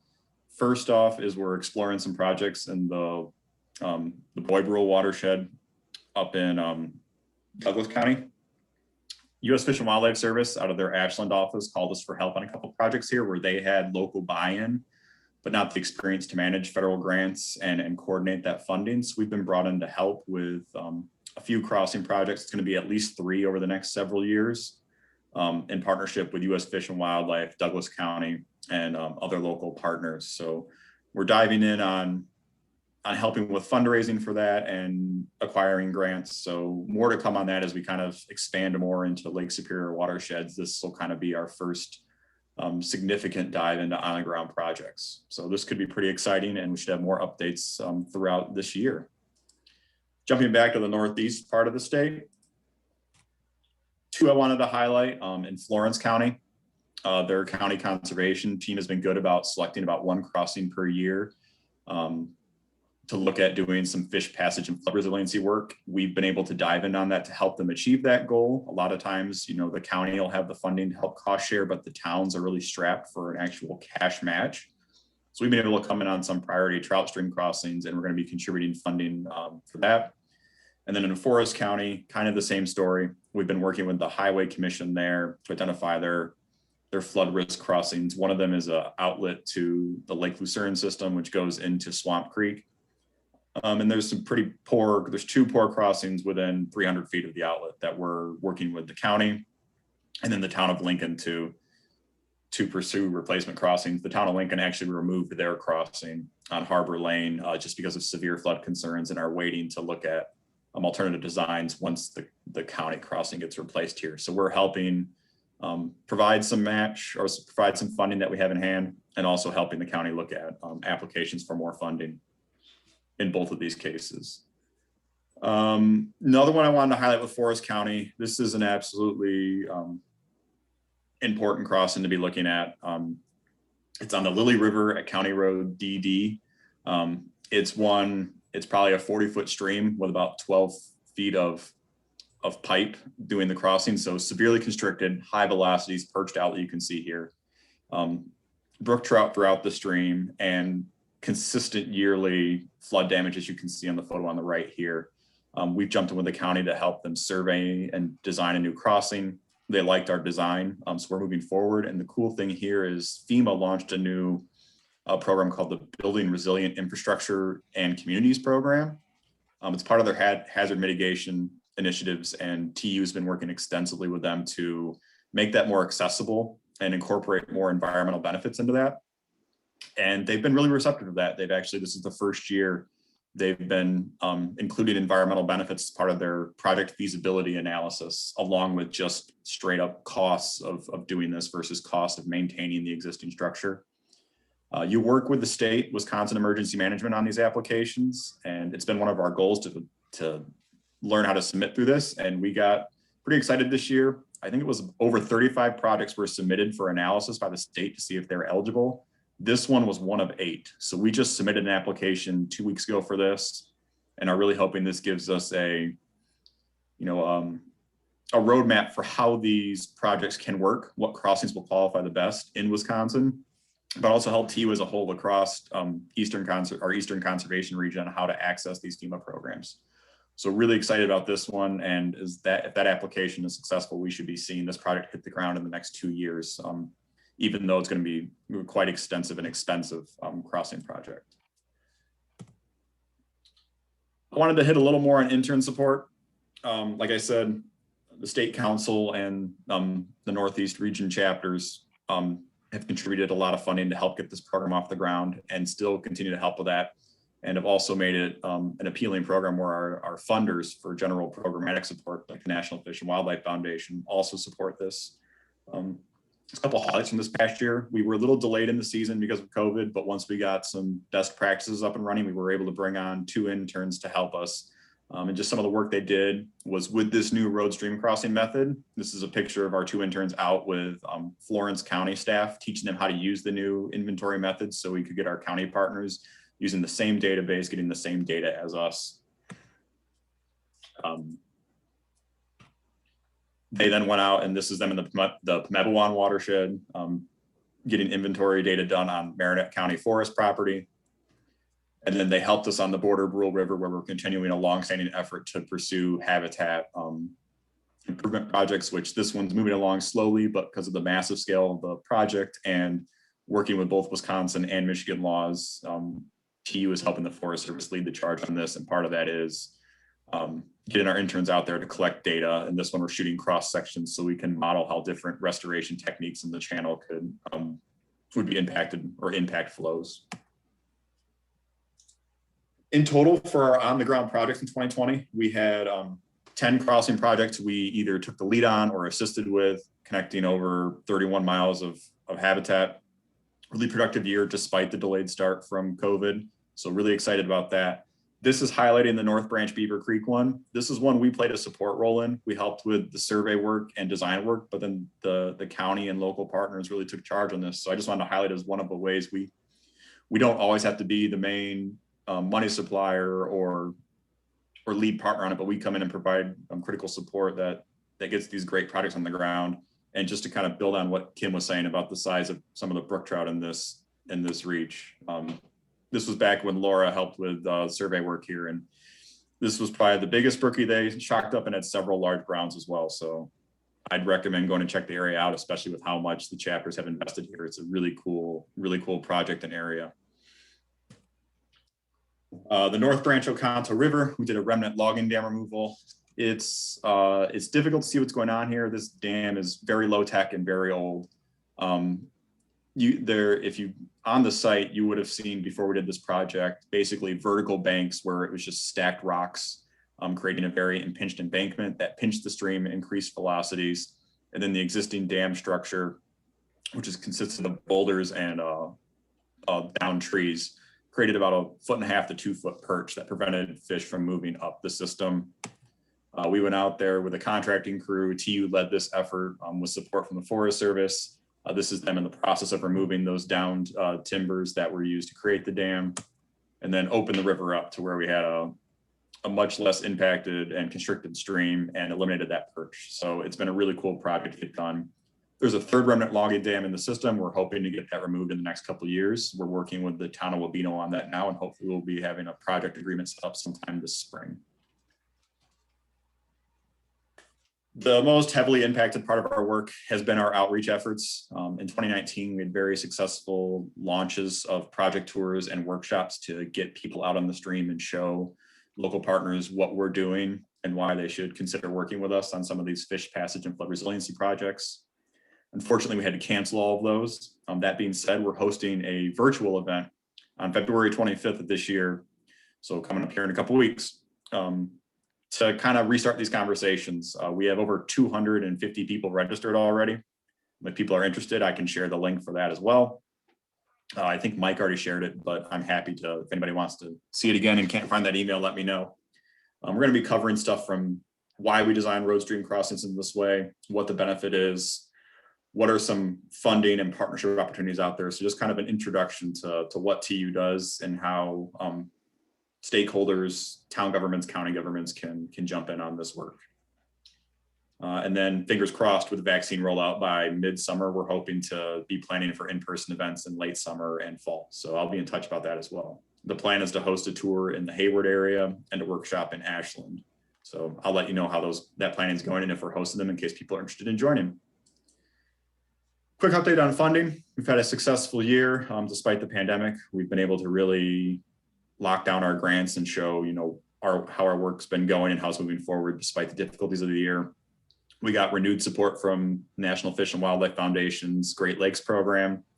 The Fund for Lake Michigan is now a new funding partner. They've given us some pilot funding to see how their support can help us grow our community outreach to build climate resilient communities with flood resiliency in our projects, but then also benefit the cold water habitats and trout fisheries. Wisconsin DNR through their surface water grants and trout stamp funds, continuing support. We've been getting more involved with U.S. Fish and Wildlife Service, National Fish Passage Program, and their Great Lakes Fish Habitat Partnership. And then another a local Wisconsin foundation, the Brico Fund, has given us some funding where we're hoping to be hiring a project coordinator to work with me on some more of our field efforts to expand our capacity in the next few months. So pretty exciting year funding wise. Coming up in 2021, continuing to develop partner projects. We're doing a riverbank stabilization on the Marengo River. We're actually in the process of contracting that right now, and that project should be finished up by the end of June, restoring over a mile of Marengo River habitat on in the national forest that was impacted by the 16 and 18 floods. Marinette County TU has been helpful in applying for funding for a project on McDonald Creek that'll reconnect 3 miles of trout stream. We're moving that one forward, working very slowly on it, but it's looking nice now. Our designer is working on the final design plans for it, so we hope to be moving towards implementation this summer. And then starting up another batch of road stream crossing inventories, which is what I want to highlight as upcoming projects. If there are any streams or watersheds chapters in the Northeast or Northwest are interested in having inventoried, let me know, and I can look at getting our intern team out there this summer. And then if people are interested in doing inventories themselves, like I said, happy to do some training sessions to get this new road stream crossing inventory on the stream. I'll open that up to questions now. Hey, this is John. So yeah. You said that Marengo River, is that the same Marengo River is gonna be impacted by the Enbridge? Yeah, up in that area, yep. Thank you. Chris, this is Kevin in Ashland. Survey 123. I just looked on my phone and there's several of them. I don't know, maybe at some point you can just explain how to get that app and what does it actually show us? So Survey 123, it's an ArcGIS project. So the actual name, I'll throw it in the chat. Pull it up here. Oh, I see it now. ARCGIS. Okay. Yeah. So what it allows you to do is it allows organizations to build surveys onto your phone or tablet so that you can then fill out the data and it saves it electronically. So basically when we used to do road stream crossing inventories, can kind of show it here. We had these paper forms we had to fill out and leave all the information in. It's a messier process that way because we have to then collect the data, save the data, not drop the stream or drop the data in the stream. And then we have to enter it into an online database and have that database run the calculations, which then spits out a separate form, which we then have to save and share to share our data. It was pretty messy. The Survey 123 allows all that to happen behind the scenes and get put out on that ArcGIS hub site from the DNR, which I will share that after I'm done presenting because that is publicly accessible. And that allows you to see everything without having to wade through all the messy calculations behind the Excel databases. Thanks, Chris. Any other questions for Chris? Chris, this is Doug Erdman from Frank Hornburg chapter. Trout Unlimited has a Rivers app, which is in 123 survey. Is that the same thing or are those two different things? So those are two different surveys in the same app. So that's the nice thing with survey 123 is you can have dozens of surveys downloaded. I thank you for bringing that up because this is something else I wanted to make sure I hit. The Rivers app has already had a part of it that allows you to flag what you think are problem crossings. So if you're out on a stream and don't want to spend the time doing a survey or just don't want to have to deal with all the information behind it, you can flag stuff on the Rivers app. And I'm hoping to eventually have that set up to where stuff in Wisconsin can get shot to me so that we can know to take a more detailed look at it. But that is a nice thing in the Rivers app that will allow you to just say something here looks wrong or looks like it's performing wrong. It lets you take a photo and it takes a GPS point.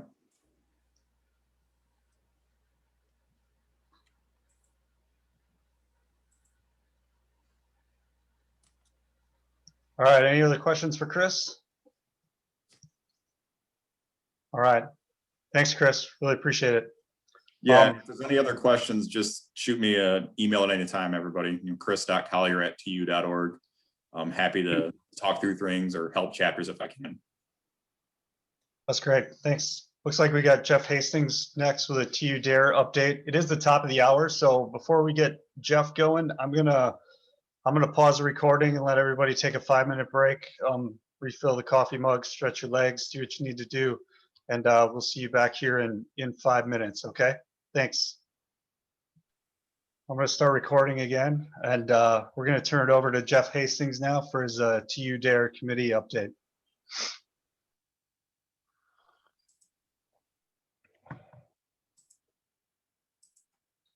There, is that working? Okay. Yep. Oh, that's great, Jeff. Okay, good. I'm gonna keep it pretty short. I'll try to hopefully get us back on schedule here. The first time in a number of years, we're gonna do an annual report because we do encompass 4 states, and I thought it'd be good to do an annual report. We hope to have that out by the end of February. Despite COVID, we had a really good year. There we go. We're going to advance this thing here. We got a lot of work done. Our job gets us out, and we can be safe in what we do, and so things went pretty smooth. We're not going to have the Driftless Symposium this year. So one of the things that I've been hoping to start is, just like the State Council, is a YouTube channel. It'll be a way that we can post future symposium presentations, maybe our bus tour. We also, by this summer, we'll have 2 drones, and so we'll be trying to capture more of our restoration projects. And then we're going to post things like our monitoring videos, science, and things like that. So it's just in the infancy, so we're just starting to build some videos. As I said, we did have a great year. We're coming to the conclusion of one of our first major grants that we acquired for the Driftless, a regional conservation partnership grant through the federal government through NRCS. That $3 million got us about 60 contracts and about 40 miles of new streams restored in southeast Minnesota and southwest Wisconsin. We had a lot of chapters take advantage of that. NOR probably being one of the best examples here in the Driftless. They're always taking on a big project, using these farm bill dollars as the major source of funding for the project, and then the remaining share they cover with grants and chapter dollars that they've raised. So we're also getting our fish habitat crews on board and using these funds. Trout stamp dollars, other than maybe this year, have been pretty consistent and not real abundant, but fuel costs and rock costs going up. So we're working with our DNR fish habitat crews to line up projects for 21 and 22, and using these farm bill dollars as the lion's share of the project, and then the trout stamp dollars to cover the landowner's share. So it should be a really good year. That first award was real successful and will be ending in August, but we've already started phase 2. We got another $9 million for cold water restoration. This award covers the entire driftless area. And I think already we've got something like 40 some projects signed up, covering about 30 miles. So we'll see these dollars for another couple of years, but these dollars I've highlighted in the box there. We use these for the bank stabilization and crossings and fencing and incorporating some non-game habitats. So I think last year and this year will probably be record years for miles of streams restored in the driftless. We're taking a page out of a buddies of my, Bob McKill. He's the county conservationist up in Monroe County, and he's been real successful working with the municipalities up there, like Sparta. They have to meet phosphorus requirements for their treatment plant.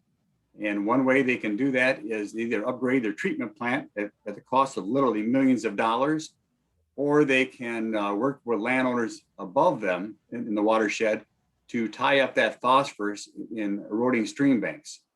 And what Bob's been able to do up there is to use these farm bill dollars again to cover the lion's share of the project, but then get the municipality to take over what would be the landowner's share. So the landowner's getting a free project. The municipality is reducing their phosphorus goals by doing stream restoration work. We're getting trout habitat. By the way, if the stream is a trout stream, and if they include trout habitat, they can get additional phosphorus credits. So we're in conversation right now with Gaze Mills and looking at Tanner Creek to do some work on that stream. But I think there's a lot more opportunity throughout the driftless area, and we're over the next month or so here, we're going to be making some contacts and seeing if we can help coordinate some of these efforts. One more thing Bob has done up in Monroe County, and I'm hoping that we can encourage other counties to do, is that he takes a county easement, angler easement for these projects. And I think Bob's got now almost 80 easements in Monroe County alone that are county easements. So he's had a very successful program. One program that we were hoping to roll out more in 2020, but because of COVID, it kind of sputtered a little bit. But we've hired Kent Johnson, many of you know, to roll out a water quality, a water monitoring app for your phone, whether it's an Android or an iPhone. And Kent will be contacting chapters that are in the driftless and like to fish the driftless and seeing if they would like to participate. They've got a website on that's the website there that you can go on and you can see a couple tutorials on how to use this app. So we're kind of excited about it. It's kind of targeting the driftless, this water quality monitoring app is, but you know, they have hopes to expand this in other areas after a successful rollout on this. I guess a couple more slides. I was contacted a couple weeks ago by the steel chainsaw or steel company. They want to, he's an avid angler. It happens to be, he's the Midwest director, and he wants to provide about $1,500 to a TU chapter each year for the next 4 years. We'll mix up the chapters and move it around a little bit, but he's a strong supporter of our chapters and the restoration work they're doing and the tree clearing. We're going to offer this to Captawish this for 2021. I think I've been talking to Randy there, and they've been doing stream clearing since October every weekend. Sometimes he runs 2 crews, one from 8 to 12 and one to 4 kind of a thing. So I think that's a chapter there that will really take this off and run. So this Midwest director is very excited about our work, and he hopes to at least do this for the next 4 years. I'm gonna cut it off there, Mike. I know we're running behind, and I do have an annual report coming out with more detail, and so I'll leave it at that. That sounds great. Thanks, Jeff. Really exciting to see you broadening out with partnerships there with steel. That's a great idea. So I see Kim's got his hand up. Kim? Yeah, Jeff, I'm just wondering about new easements. Are a lot of your projects being done on existing easements? Or are you also adding a lot of easements to the numbers? Yeah, there's a number of new easements. It's a mix. Like I look at a project that we're hoping to work on above Bloomingdale. I think everybody and their brother, if they come to the Driftless, fishes that section of the West Fork. That part, was damaged at flood, and I don't know, I can't keep track of what year that was, but so our Paul Hayes, one bridge, the first bridge above Bloomingdale, there's 3 landowners there. So we're looking at that for 21. Paul's got a project on Conway Creek this year. That's got a current easement. Working with the DNR, a couple on Bohemian, that were damaged, those streams. So I would say in the Wisconsin side of it, most of our projects that are happening are where we've got current easements. There's kind of a backlog, and so it's kind of hard to jump on new easements when people have had easements for years but haven't had work done on them. So I think we're trying to just keep up with what we've got a little bit, but they are taking on new easements all the time. Okay, thanks, Jeff. We are working in Iowa, where they don't have a lot of easements. They just acquired one on North Bear. I know a number of you fish northeast Iowa, and they just acquired an easement on North Bear. And so we're working with Mike over there, the fish biologist, and we're going to do a project on that new piece of land. We're going to use these farm bill dollars as the lion's share of the project, and then chapter dollars to cover what would have been the landowner's share. So it's a mixed bag. Yeah, I see you, Duke. The last 2 years, Tudare's also done projects on easements that were that are held by the Prairie du Chien Rod and Gun Club, and those are cases where the DNR didn't consider it a priority, and the county doesn't want to get an easement program going, and so the Prairie Rod and Gun Club stepped up, and they've been really helpful, and I hope they'll continue in Crawford County. Yeah, thanks, Duke. Yeah, we have Paul Cron on staff, our stream restoration specialist, and for the most part, Paul does a couple of projects here locally, kind of a thing. But the idea with Paul is trying to have him work amongst the other 42 counties that we have in the Driftless to try to get them up to capacity. So, but we do take on a couple of projects ourselves, but most of our work is trying to build the capacity of other counties to do projects. Sounds great. Any other questions for Jeff? All right.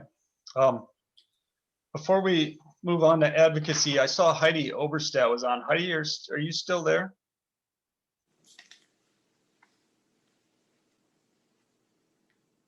I'm here. Hey, I saw you had a little helper with you today. I wanted to offer you the opportunity to maybe bump up in the schedule. I know we're behind. So do you want to go right now? Do you want to give us a diversity and communications update? Yes, I do. This is going to be the briefest update ever. Also, I'm back at the same cabin that I was a quarter ago at our last meeting. I always somehow end up at the cabin with my friends when we're supposed to have these meetings. So I apologize if the wireless isn't great, because the wireless isn't supposed to be great when you're up north. So anyway, diversity initiative and communications update. So actually, Melissa's on the call right now, and I've reached out to Melissa and Hannah Matusek about scheduling a Zoom meeting soon, as it looks like we have a couple people, bless you, who are looking forward to joining our new committee. So that's super exciting. That's really all that I have as far as the diversity update goes right now. Both Melissa and I have missed the last couple calls, so I'm a little out of that loop. When it comes to communication stuff, I would like to schedule a Zoom meeting with chapter and council leaders to go over that PR plan that I developed, and also to add a couple new things. So one of the newest things I've been working on is a social media scheduling template for chapters, so that they have some ideas about what to post and when to post it. Take some of that pressure in planning off of your communication leaders at the chapter level. And I'm also looking at planning 2 Zoom meetings for women in TU in Wisconsin. I'd like to plan both a Trout Talk coffee chat on a Saturday morning or a Sunday morning and a virtual happy hour. So I'll be working on putting those events together soon in the next couple months. Is there anything that I missed in that I should talk about, Melissa?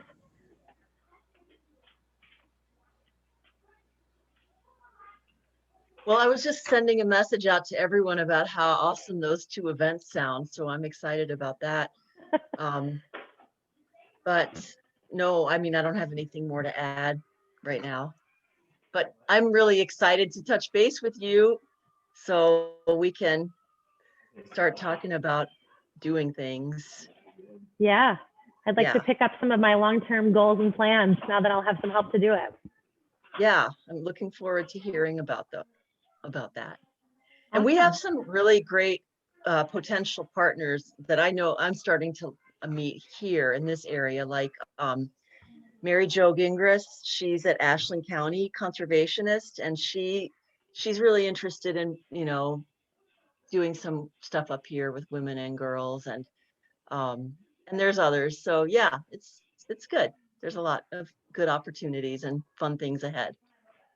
Awesome. I'm pretty Yeah, excited and about also that too. Teresa Zabo from DNR. She leads the what's it called? They have a program for like getting people to start fishing.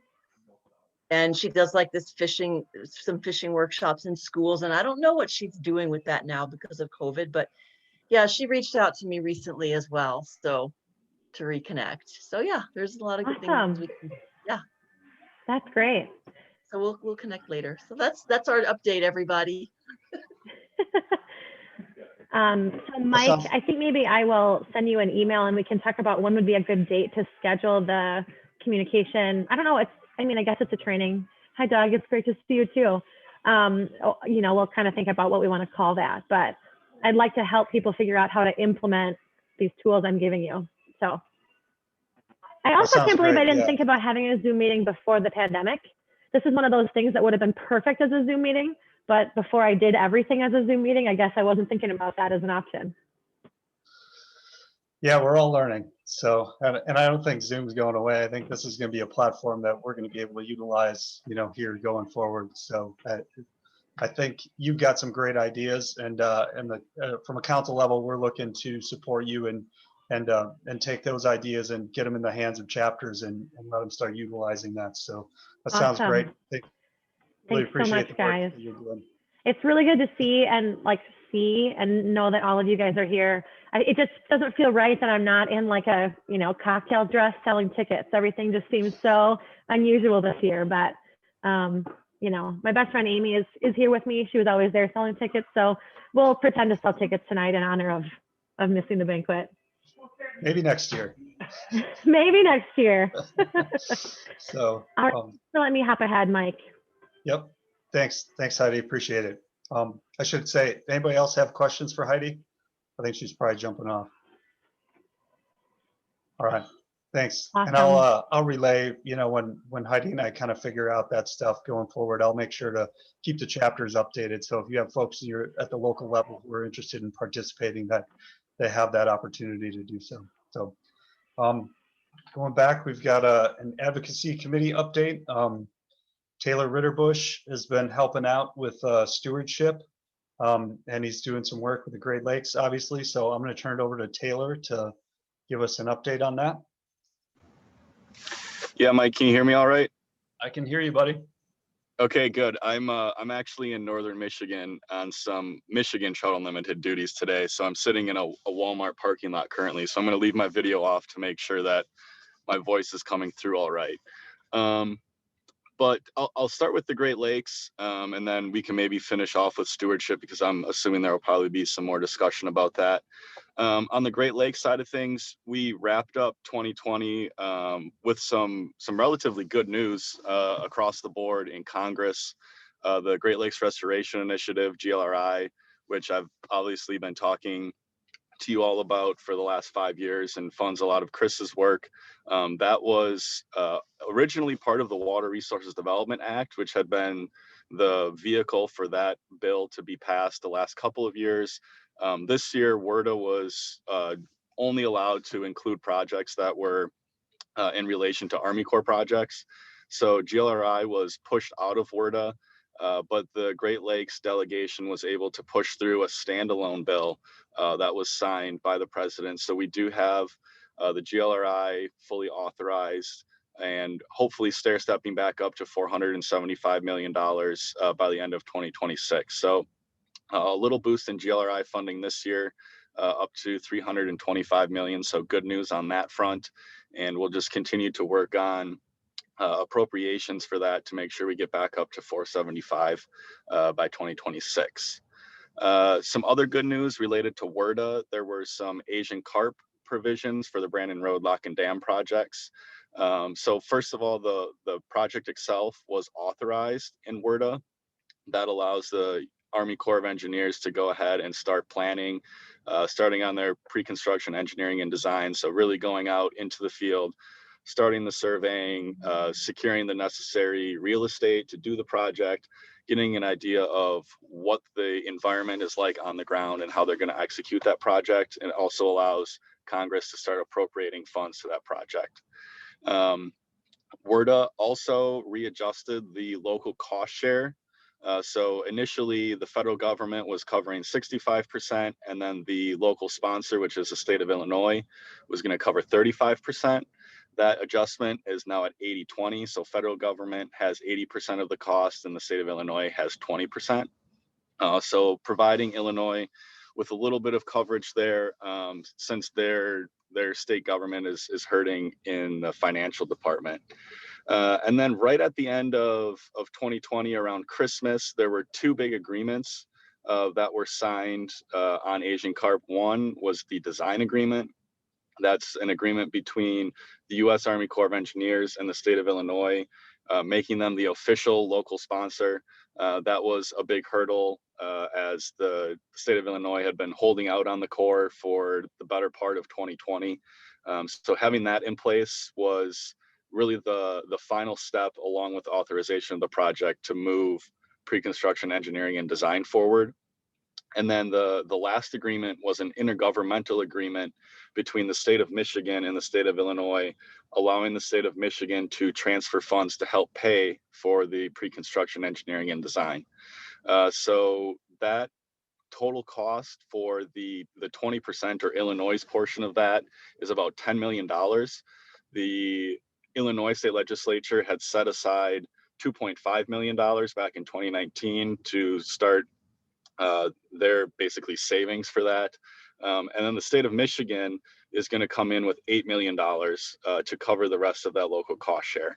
So really what that means for the project is that over the next 3 to 4 years, the Army Corps of Engineers will be on the ground.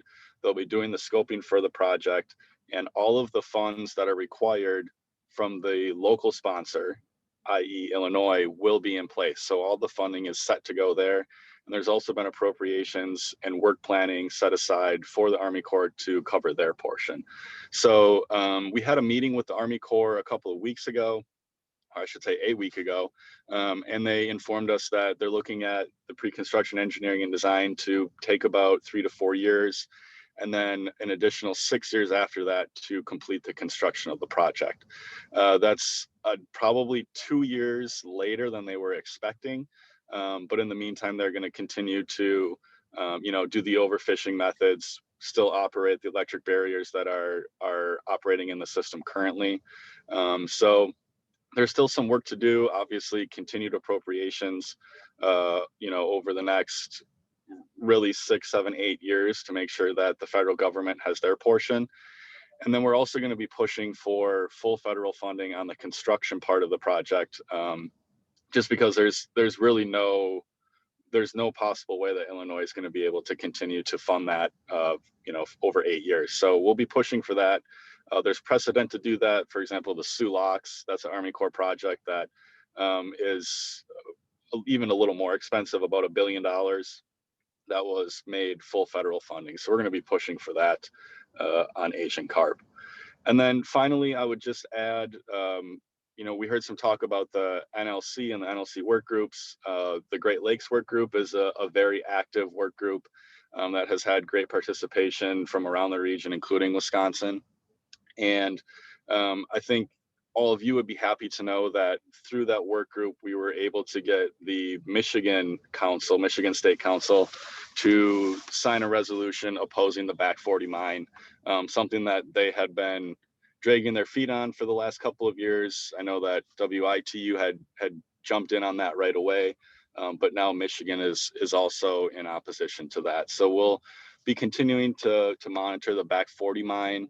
Melissa presented on the Enbridge Line 5 to that work group. So, there's a lot going on there. And again, as was mentioned before, those are open to anybody. So we welcome, anybody to join those. Those are usually happening either the second or third Tuesday of each month. So I can share that information as well. And then the only other thing that work group is also looking at is windmills being sited in the Great Lakes. It's an issue that's happening in Ohio right now, and we're keeping an eye on it to make sure that doesn't migrate into Michigan or Wisconsin, and trying to help out Ohio. And it's also been in talks in New York. So a lot going on there. Before we jump to stewardship, any questions on the Great Lakes stuff?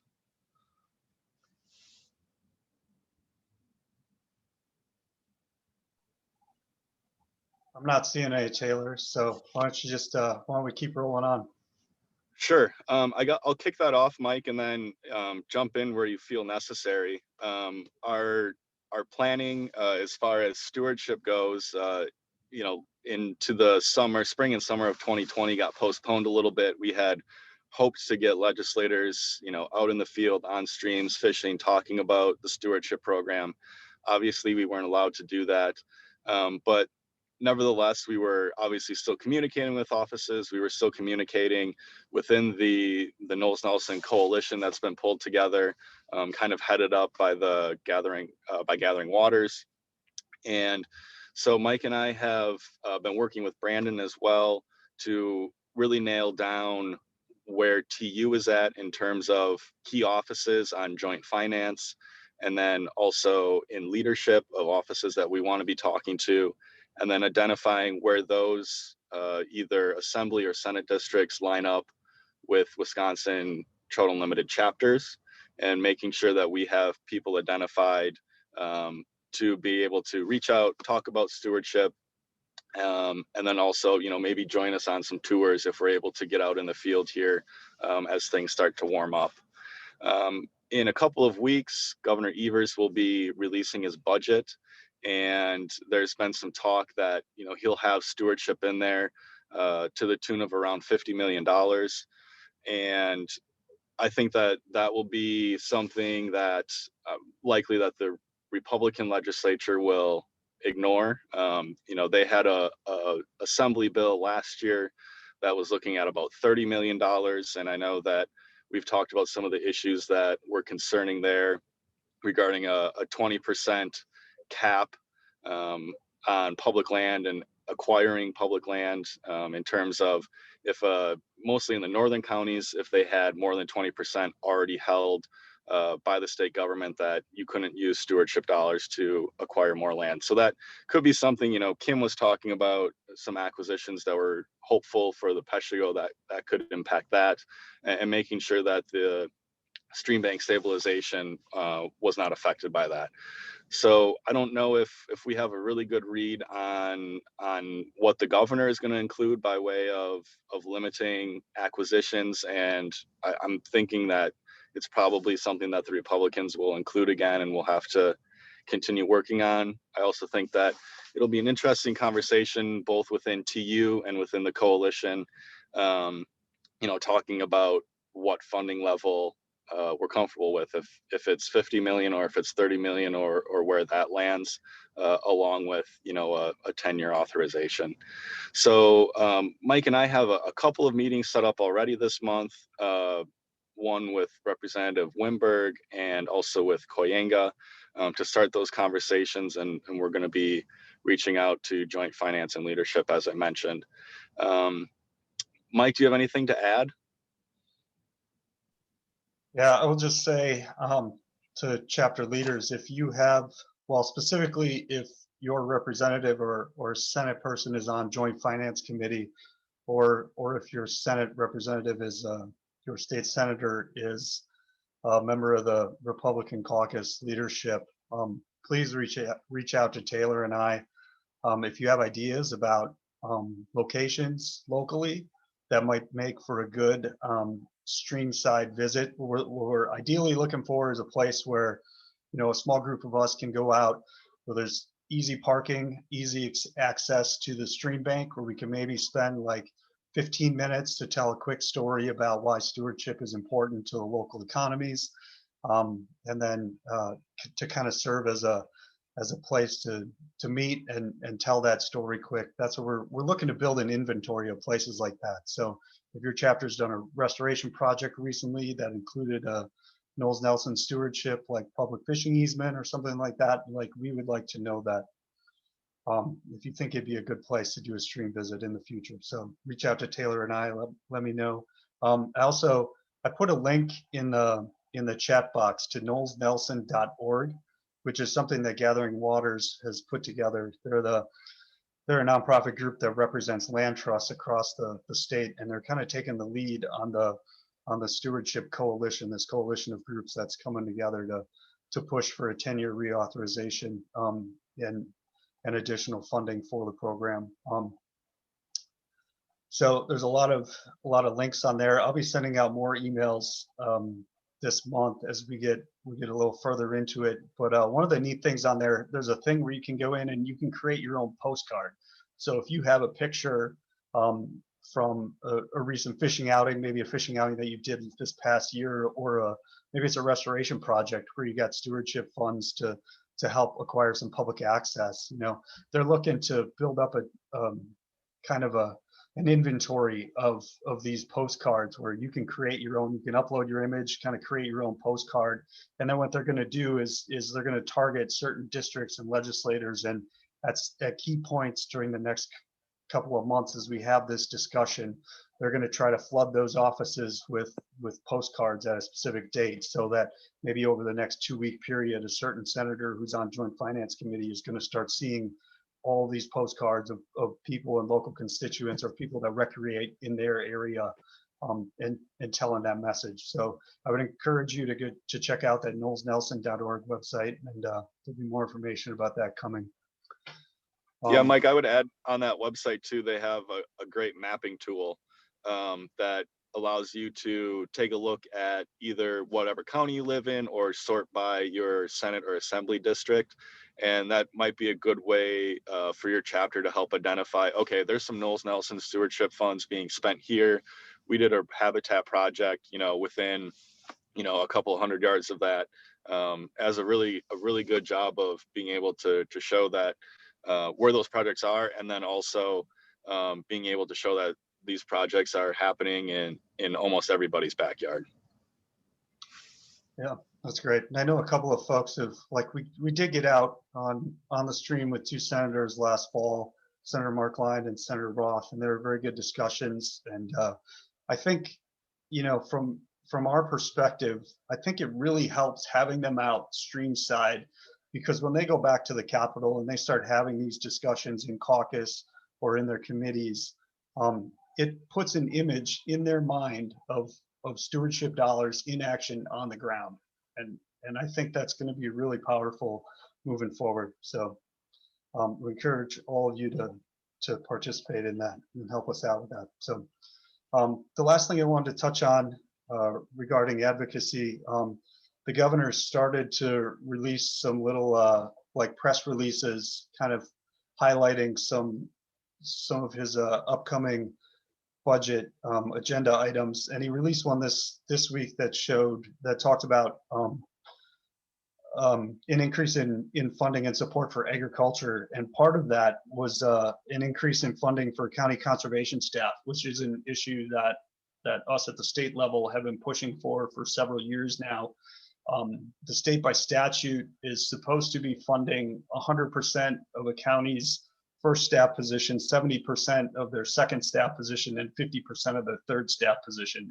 And none of the budgets in recent years have even come close to that funding level. So what the governor's proposing gets us, I'm not sure if it gets us all the way there, but it gets us pretty close. So those of you who do conservation work at a county level, you know how important some of these county conservation staff can be to habitat restoration projects. So that's something that we're gonna be advocating for in the coming months as well. So, anybody have questions advocacy wise? Yeah, Duke. Yeah. Mike, I apologize for having missed your discussion earlier in the meeting about funding Brandon as a lobbyist for the council. But I don't know if you just addressed the question of whether or not we were going to be advocating for an increase in the trout stamp fee, inland trout stamp. That Yeah, part so of the effort. yeah, that's it's not priority number one this legislative session. I think just looking at the lay of the land, like it probably doesn't have much chance of passing right now, but it's still something that we continue to talk about. I know our partners like Ducks Unlimited is pushing for a waterfowl stamp increase. And so that's something that we're supportive of. And so we will continue to do that. We will continue to talk to, when we talk to our representatives, we will continue to mention the importance of the trout stamp and the restoration work that's being done on the land. So, yeah. Okay, thanks. Kim, I see you had a question. Yeah, I do. I'm just wondering if the legislative committee has or is going to be developing talking points on Knowles Nelson stewardship. It would be nice if the chapters had those so that we're kind of on the same page when we talk to legislators. Yes, we have a one pager that was put together, and I will pass that around certainly so everybody has it. So, thanks. Anything else? Yeah, this is Kevin with in Ashland. Is Taylor still on? Yeah, Yeah, I'm still here. Oh, okay. Well, you made a comment about the wind power energy in Ohio, and is that a concern for TU? Yeah, well, what we're concerned about is they want to specifically cite the windmills in the lakes themselves. And so we just want to make sure that first of all, where they're being cited, if that's going to be impacting how, cold water species are using the lake. There's also been some research, I believe it was out of Sweden or Scandinavia somewhere, talking about the subsonic vibrations and the impacts that could have below the surface of the water as those windmills are going around. They're shaking the way that they're attached to the lake bottom itself, and making sure that is not disrupting, spawning areas or natural movements of those fish. And so we haven't taken a position on it, but just trying to understand it better to make sure that, we're not losing out on, a public asset just for wind generation in a specific spot. Thank you. Anybody else have a advocacy question? All right, we will, Taylor and I will certainly be in touch, so expect to hear from us. Moving on, next item is banquet and fundraising. So I'm going to turn that over to our Vice Chair, Scott Allen. Well, as we all know, we were supposed to have been in Oshkosh this weekend, but we all know why we're not. I did have to sign a contract for next year. So we are on the hook for 1 year from now. We were released from the contract this year with $1,000 cancellation fee, which was very generous because we were really on the hook for about $7,000. So to plan the 2022 banquet that begins in the fall, we'll just see where we're at in the fall. And hopefully the convention center will be as cooperative next year as they were this year. So in the interim, we're doing an online auction fundraiser. I think many of you received an email from me requesting a modest donation. Even just a fly box would be great. They do well at the annual banquet fundraiser. I've got about 12 to 15 donations so far. A few chapters have committed. I'm not sure I want more than about 30 items because I'm handling the whole thing. So I have to ship everything and process payments. But that's where it's at right now. The auction will run at the end of April. I would like to publish a list of the auction items in the spring edition of Wisconsin Trout. So the auction will then follow publication. So that's about it right now. Everything's going smoothly with it. I've got the auction set up. It's not available yet, but it's handled through Trout Unlimited through a vendor, and it will also include online payment processing. So hopefully it'll go well. Do any chapter leaders have questions or anything about possibly making a donation?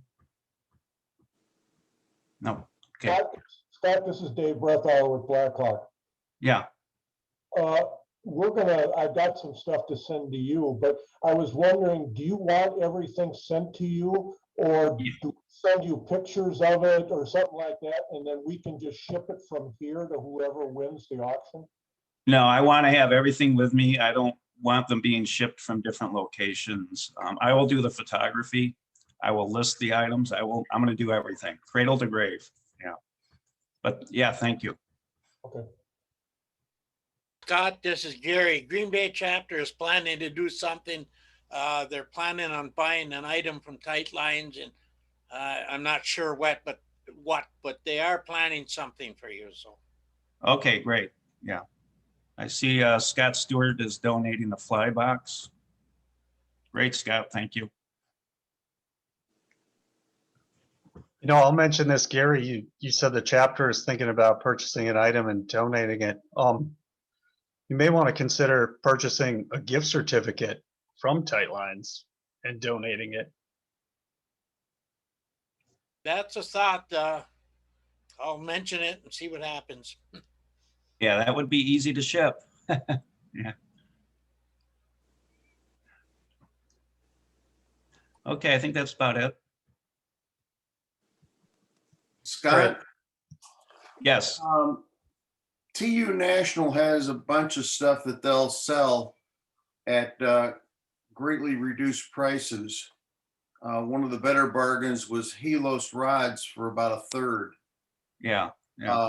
We were very successful with 2 of them at our banquet last year. Okay. You might want to check that. The other item that they had that you get 1, I guess, a year is Costa sunglasses, and that had a lot of interest. Okay. It requires some expenditure of money in order to get them, but you can't get a better deal on them. Yeah, I got a list of all the participating vendors from Nick Halley, and I do have the orders and cost lists with me. Yeah. Yeah, we get about a 60% discount. So yeah, the Yeti coolers, all kinds of stuff. Yeah. All right. Thanks, Scott. Any other questions for Scott regarding the fundraiser that we're planning this year? All right. Moving on, I got Todd Franklin next to talk about the awards committee update. Todd, are you on? Can you give us an update on that? Yeah, can you guys hear me all right? We can. Okay, good. Yep, I'll just keep it short. The awards committee, we haven't met yet. I've just been in the process of gathering the awards. Mike and Kim helped last year. We've kind of restructured our awards, and largely following the model of TU National, but yet maintaining several of our longtime awards. The awards were listed in the fall issue, if anybody wants to refer to that, the fall issue of Wisconsin Trout. we're pretty full for this year. I think we've got every good nominations for every award. Obviously, we're not going to have an awards banquet, which we'd be doing right this weekend. So we'll have to figure out some logistics about getting the awards to these people, whether we decide to invite them to the next live awards banquet to recognize them in person. I think that might be a good idea. I don't know. The committee can discuss these things, and many of you committee members are in this group here today, so we can talk about that. So anyway, think ahead till next year. Look at those revised awards. If you need me to send you a copy in Word or something, I can do that. And just start thinking about nominees for next year's awards, and hopefully next year we'll be able to give them their awards in person at an awards banquet. I guess that's it on awards. Any questions? Todd, this is Scott Wagner from Scott. Captwish. I'm just wondering when award winners would find out if they were that they won an award for this year. Well, that's a good point, and you guys made a wonderful nomination for a youth education award. So anyway, I haven't really thought about that yet. I've come pretty close just recently to putting the list together, thinking about calling a meeting of the banquet committee and just kind of confirm all of the nominations. And I think right thereafter, we can start telling people. In past years, obviously, we wanted to give people plenty of notice so that they could make plans to come to the banquet. That's not as crucial this time around, but you're right, it would be good to let them know. The awardees will be featured in Trout in the April issue, just as they always have. So I'm going to try to get good photos of these people doing the things they love, which might be more interesting than Mike handing them a plaque anyway. So maybe we'll have some good photos to go with the award listings come in the April issue. So any other questions? Yeah. Thanks, Todd. All right. Thanks, Todd. Appreciate it. I have publications coming down the list. Do you want me to just take care of that now? There's not much. Go ahead. As you know, another wonderful issue of Trout came out recently. So unfortunately, as many of you also know, the mailing list was a little screwed up by the mailing house. Many people received their copy, but the address was correct, but their name was incorrect. And I got a lot of feedback from people on that. Not overwhelming. So I sent out copies. A lot of people didn't get a copy. It was just an unfortunate mistake and not on our part. And the mailing house definitely heard from us how unhappy we were, and they're doing their best to make up for it in their own special way. So that's that. One thing that was interesting to learn about was that many people think that us or me maintain a membership list, a mailing list for Trout. I would have to explain to them that no, National does that, and we simply make a copy of the council's roster every quarter. I do that. It's an Excel spreadsheet file. I forward that to the mailing house, etc. Well, in the processing, whatever they had to do, they shipped the names up one from the addresses. So anyway, in case you hear about that, now you know, or have them direct any questions to me, and I'll try and make it right.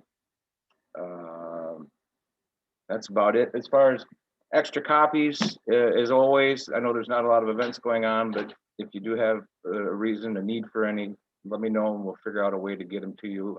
I'm down in the Madison area. We can do a handoff directly if you know anybody that's coming this way, or I can stick a batch in the mail and ship them out as well. Maybe you want to leave them at certain fly shops or retail establishments or other places.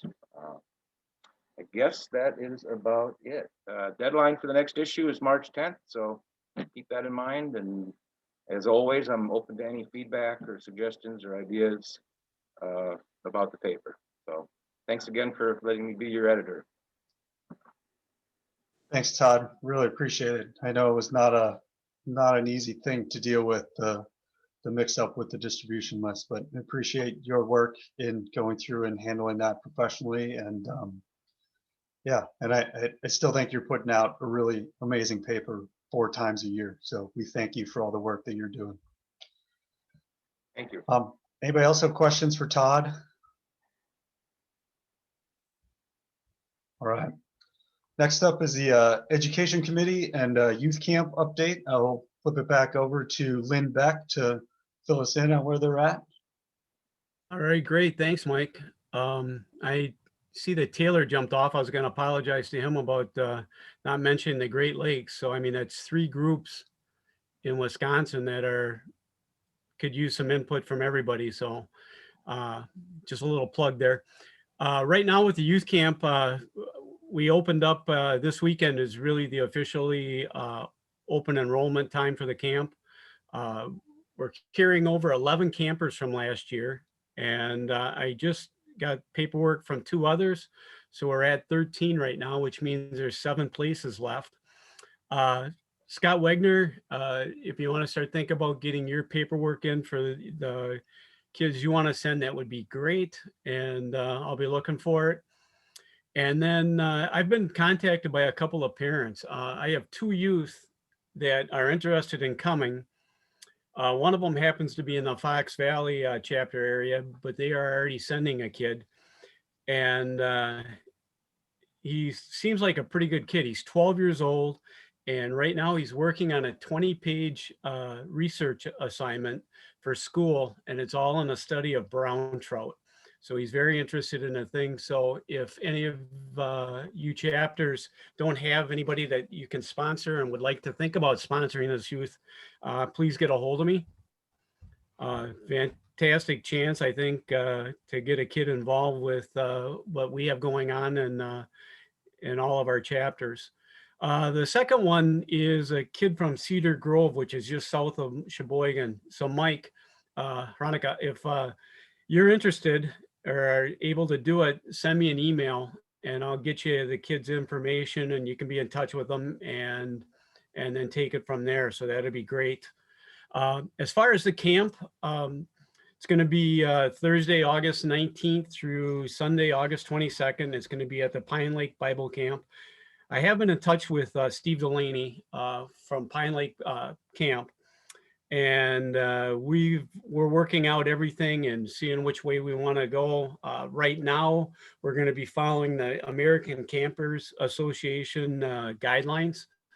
I got a list of the guidelines from Franklin Tate. They've had a bunch of meetings with the group that they rolled out to our us as trout camp coordinators and everything. So we're going to be following that to the point of what, or if we're going to do everything, T for T, we haven't determined that yet. I'm sure, and just like everything else has been coming out, that'll probably change in the next 2 weeks or a month as far as the guidelines, as everybody's getting vaccinated and going forward. So, but I will let all you chapter presidents know that have kids coming, what the guidelines are going to be, so you can forward it on. And actually, maybe what I'll do is I'll get it out to everybody, just in case you have some kids that are interested, and then you'll be able to lay everything out to them. So other than that, that's all the updates I have for the camp. Just looking forward to having some fun with it, and let's see if we can get these 2 to come to camp, and we'll run it from there. So any questions at all? Hey, Lynn, this is Graham. I just sent you another one. Got another parent reached out to me last night, also in outside of the Sheboygan area. But I forwarded you another email about an hour or so ago. Lynn, did you say the dates for the camp were August 19th through Sunday, the 22nd? Correct. Thank you. Yep. Len, this is Dave Brethauer with Blackhawk. I've got some stuff to send you, a bunch of vests and apparel waders and nets and stuff like that. Can I send them direct to you? That'll be fine.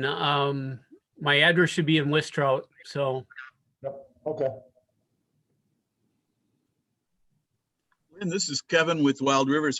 For a chapter that does not have a participant, what kind of financial assistance are you looking for? Like, what's the cost for a student? Okay, I'm sorry, because we do have some new chapter presidents on. The cost is that we asked the chapters to pick up is $250. So. Thank you. Yep. Melissa? Hi, Lynn. Lynn? This Oh, is hi, Mike. Mike. Rocco. Hey, yeah, I definitely interested. If you just want to send me either his information or you just want me to talk to my chapter and see if we'll sponsor it. We have a separate fund set up for, sending kids to camp. So, if it's one or two, I'd talk to my chapter members and see if they could be okay with sponsoring two or one or whatever. But yeah, we definitely interested, and we have like I said, a separate fund set up for that. So. Okay, great. And what I'll do is I'll send you both their contact when I get into that other email from Graham, and both kids are great. And the one kid that from Cedar Grove has got some wonderful pictures, and he's won some awards for the fish he's caught already. So sounds like a good kid to get involved with your chapter. Yeah, that would be great. Yeah, definitely send me some information, and then yeah, I'll cut you a check and send it to you, whatever you need to do. All right, sounds great, Mike. Thank you. Yep, no problem. Melissa, you had your hand raised? Yeah, I was wondering, so with this camp, how many youth participate in the camp and what are their ages, and how many more spaces do you have? Okay, so as of right now, we'll have, if Mike takes those other two, we'll have 5 places left. The ages of the camp are 12 to 16-year-olds. And how many are there total in the camp then? we'll have 20 total. We only have 23 beds, but we have to have chaperones in with the kids. Okay. They're separated on 2 floors. It's a wonderful place that they stay at. So. And then what about, are you in need of adult volunteers or chaperones or anything like that? That was the last thing I was going to close out with. Yes, we will be looking for volunteers. I realize, we're going to be sending it out to their past volunteers, but without vaccinations and without a lot of things going on, it would be interesting to see who would like to come and who wouldn't want to come. But get me anybody's information and I'll get it on to Wayne Parmley, who's actually doing putting together all the volunteer portion, and we'll go from there. That sounds great. Thanks, Lynn. I really appreciate all the work that you and the youth camp committee are doing to make that thing happen. So especially given all the circumstances that we're dealing with. So appreciate that. Thanks, Mike.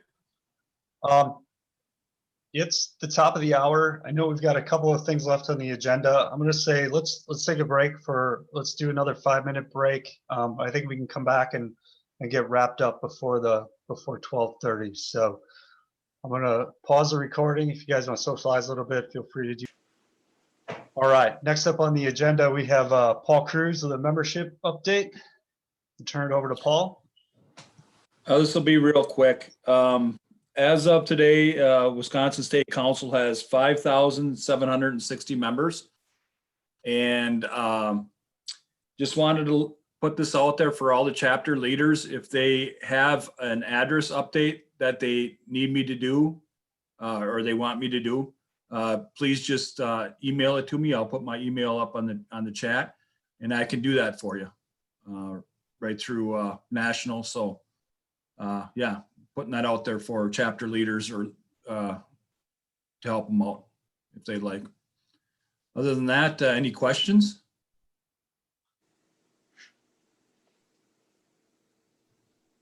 Thanks, Paul. I think it's going to be interesting seeing when TU National rolls out the new strategic plan, like this different membership model, something that Paul and I and the council are going to kind of track closely and see what we can do, see how that affects chapters and So you could probably expect some communications from Paul and the council and I as that new membership model rolls out. So we will certainly do our best to keep the chapters informed.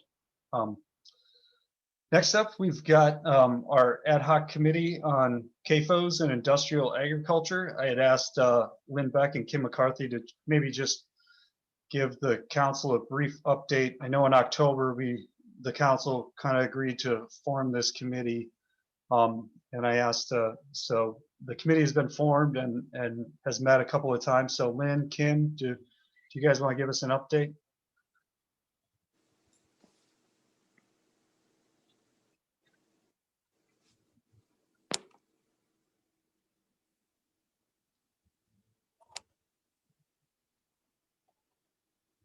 Are either of you guys on? Lynn, Kim? Okay, I'm on. Lynn, do you want to get started?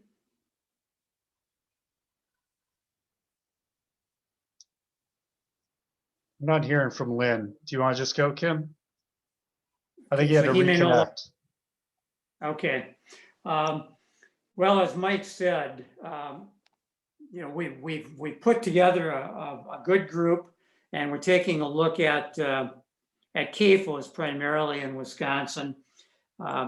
The reason this happened in the first place is that there's been some questions from chapters about what they can do.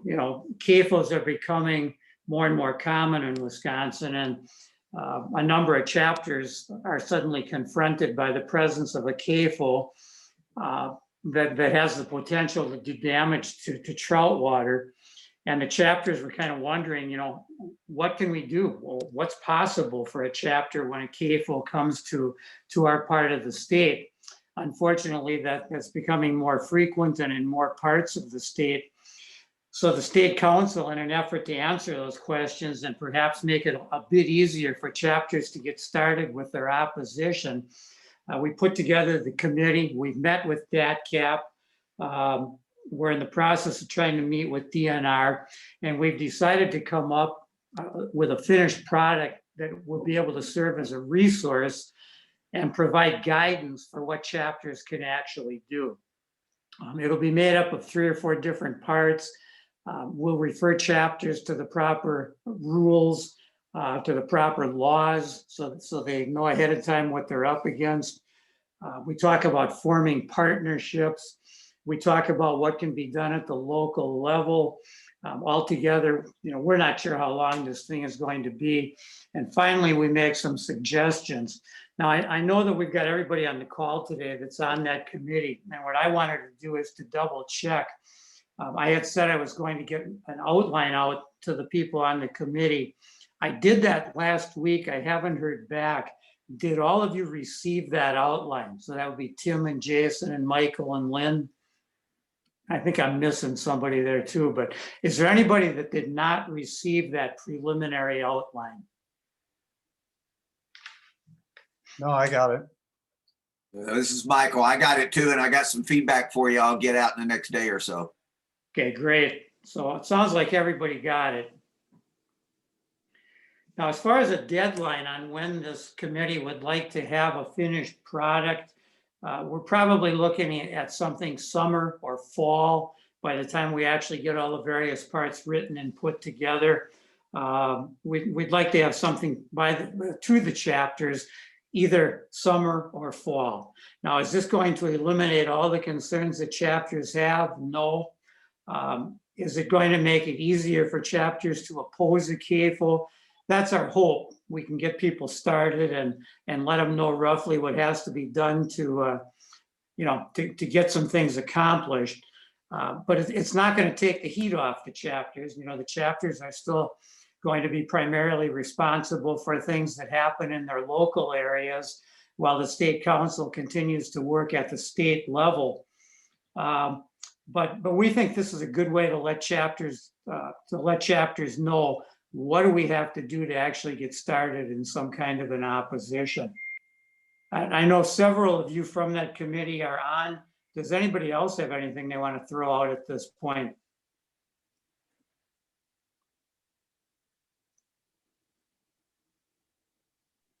Kim? Yes.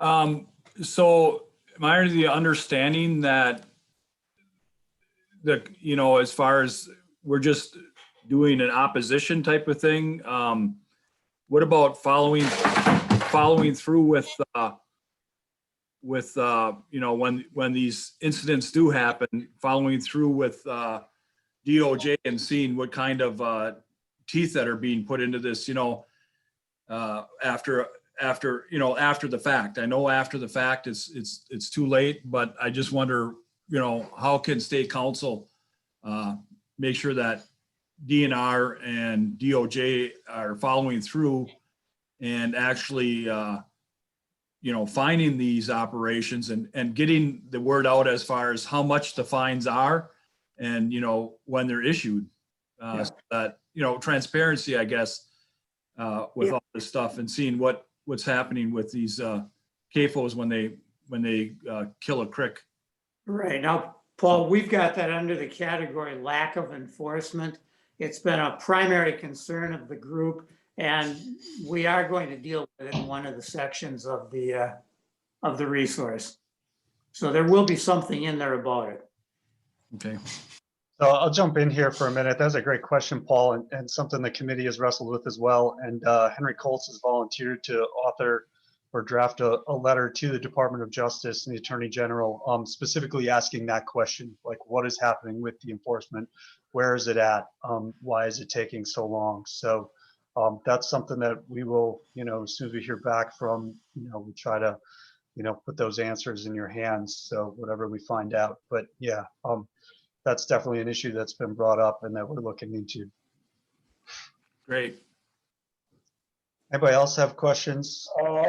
This is Dave Breathoff. Dave? Yeah, I'm not on that committee, but if I could get a copy of that outline, I would be really interested, because even though our area, Rock County and Greene County, do not have as many trout streams affected, we've got 3 very large CAFOs in our area. I mean, they're anywhere from 5 to 15,000 cows. And I've been involved in fighting all of those. And so far, unfortunately, we're like 0 for 3. But I'd just be interested in seeing what you put together, because I'd be more than willing to add some comments if you're interested. We are. Could you give me your email address? It's just my name, DAVE.BRETHAUER@gmail.com. Ken, we're breaking up a little bit. I didn't hear that clearly. So Mike, is there any way we can get that up on the screen so I can see it? Yeah, I can put you two in contact. Okay. I'll great. do that after the meeting for sure. Good. And again, I think the intent of the group is to put together a draft of the finished product, and then we wanted to bring that to the council. I think if we could bring that to the council in June, that would be a good point, and then we can get some feedback after that, and then make some final tweaks, and then put out a final product, midsummer, maybe in the fall. I think that's the timeline that we're looking at. So I appreciate everybody who is on that committee for the work that you're doing, looking into this issue. It's what we're finding out is it's complex, and from a volunteer standpoint, it's a lot to take on for a lay person to go into the weeds here. But there is a lot of good information out there, a lot of resources out there, a lot of other organizations who are interested in partnering with us, and that we can work together on some of these issues. So that's what we hope as a group, to bring all that information together, package it together, and be able to provide it to the chapters so they have a better starting place to deal with these issues when they come up. So any other questions for Kim? Yeah, I have a question. If Henry wants a perfect example of why we're wondering about what the Department of Justice is doing with this, Wild Rose Dairy, which has been featured in Wist Trout, has had 2 manure spills in the last 3 or 3.5 years, and both of them, and they involved killing fish in Otter Creek, several thousand. And it's been in the Department of Justice, and we've heard nothing about it. And while it's been pending, they've applied to double for a permit expansion to double the number of cows in their CAFO, and that's been granted by DNR. So if Henry wants a perfect example of why we're asking questions, that is a perfect example. Yeah, thanks for raising that, Duke. And I did give Henry the article that Jillian had written in the local newspaper out there, so to kind of get him familiarized with that issue. That was kind of the impetus for the group deciding to try to take some action there, is to figure out what's going on with that. So appreciate you sharing those. Hey, Mike. Yeah, go ahead, Mike. I know I posted something on Facebook, and I think social media is a great way to inform people about these things, but they pop up all over the place in social media. And the one in St. Croix, I know you actually posted it yourself too. There's a proposed CAFO or whatever you want to call them up in the St. Croix area too. And what is it, 14,000 pigs or something like that. But yeah, again, the social media way to get that out is really not a bad thing either. It gets people notified. It's amazing how many people that I've run into who didn't even know about the Back 40 mine even happening, or the Pebble mine happening, or anything like that. And the CAFO farms are the same thing.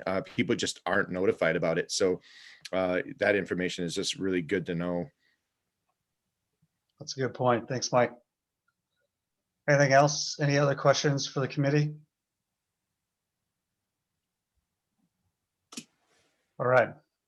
Again, appreciate all your work doing that. And Lynn apologizes. He had some connectivity issues. I got back on. Well, you are. Nice. Yeah. I think Kim covered everything, Lynn, so we should be pretty good going forward. That's what I figured. So Zoom wouldn't let me back in. They said I had they were worried about security. So it must have been about me. Figured Scott Stewart put something in about me. Hey, this is hey. It's that what you're talking about. This is that beer. It's that beer blocked you. All right, moving on. So couple other things. The next meeting will be the first Saturday in June, which is Saturday, June 5th. It's probably going to be on Zoom again. I think we're probably going to err on the side of caution here and say that that's probably a little too early for all of us to meet in person.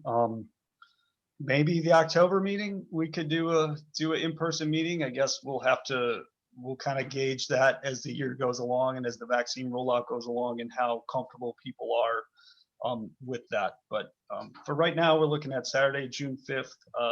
Same setup as we've been doing for October and this meeting for February. So we'll probably do it on Zoom.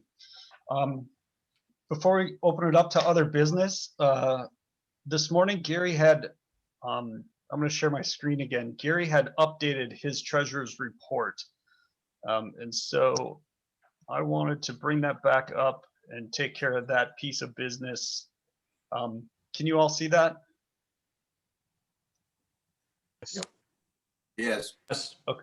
Okay, thanks. So so he had revised those numbers. You can see the current available funds here is actually 54,000, and the estimated available funds is now actually at 90,000. So even without a banquet this year, we're feeling pretty confident that the council is at least in decent funding shape to get us through the year. And hopefully we can do a normal banquet next year with normal fundraising levels, and we'll be right back on track. So if anybody would like to make a motion to approve the treasurer's report, I would accept that at this time. Dale Lang, I'll make that motion. John Renford will second. Thanks, John. Any other discussion on the treasurer's report? I'm sorry, I didn't get who seconded it. Worspa. Oh, Thank Jim, you. thanks. Hearing none, we'll call to the question. All those in favor of accepting Gary's amended treasurer's report, say aye. Aye. Aye. All those opposed? So moved. Thanks, Gary, for cleaning that up this morning. You're welcome. I will open it up. Does anybody else have any other business before we adjourn?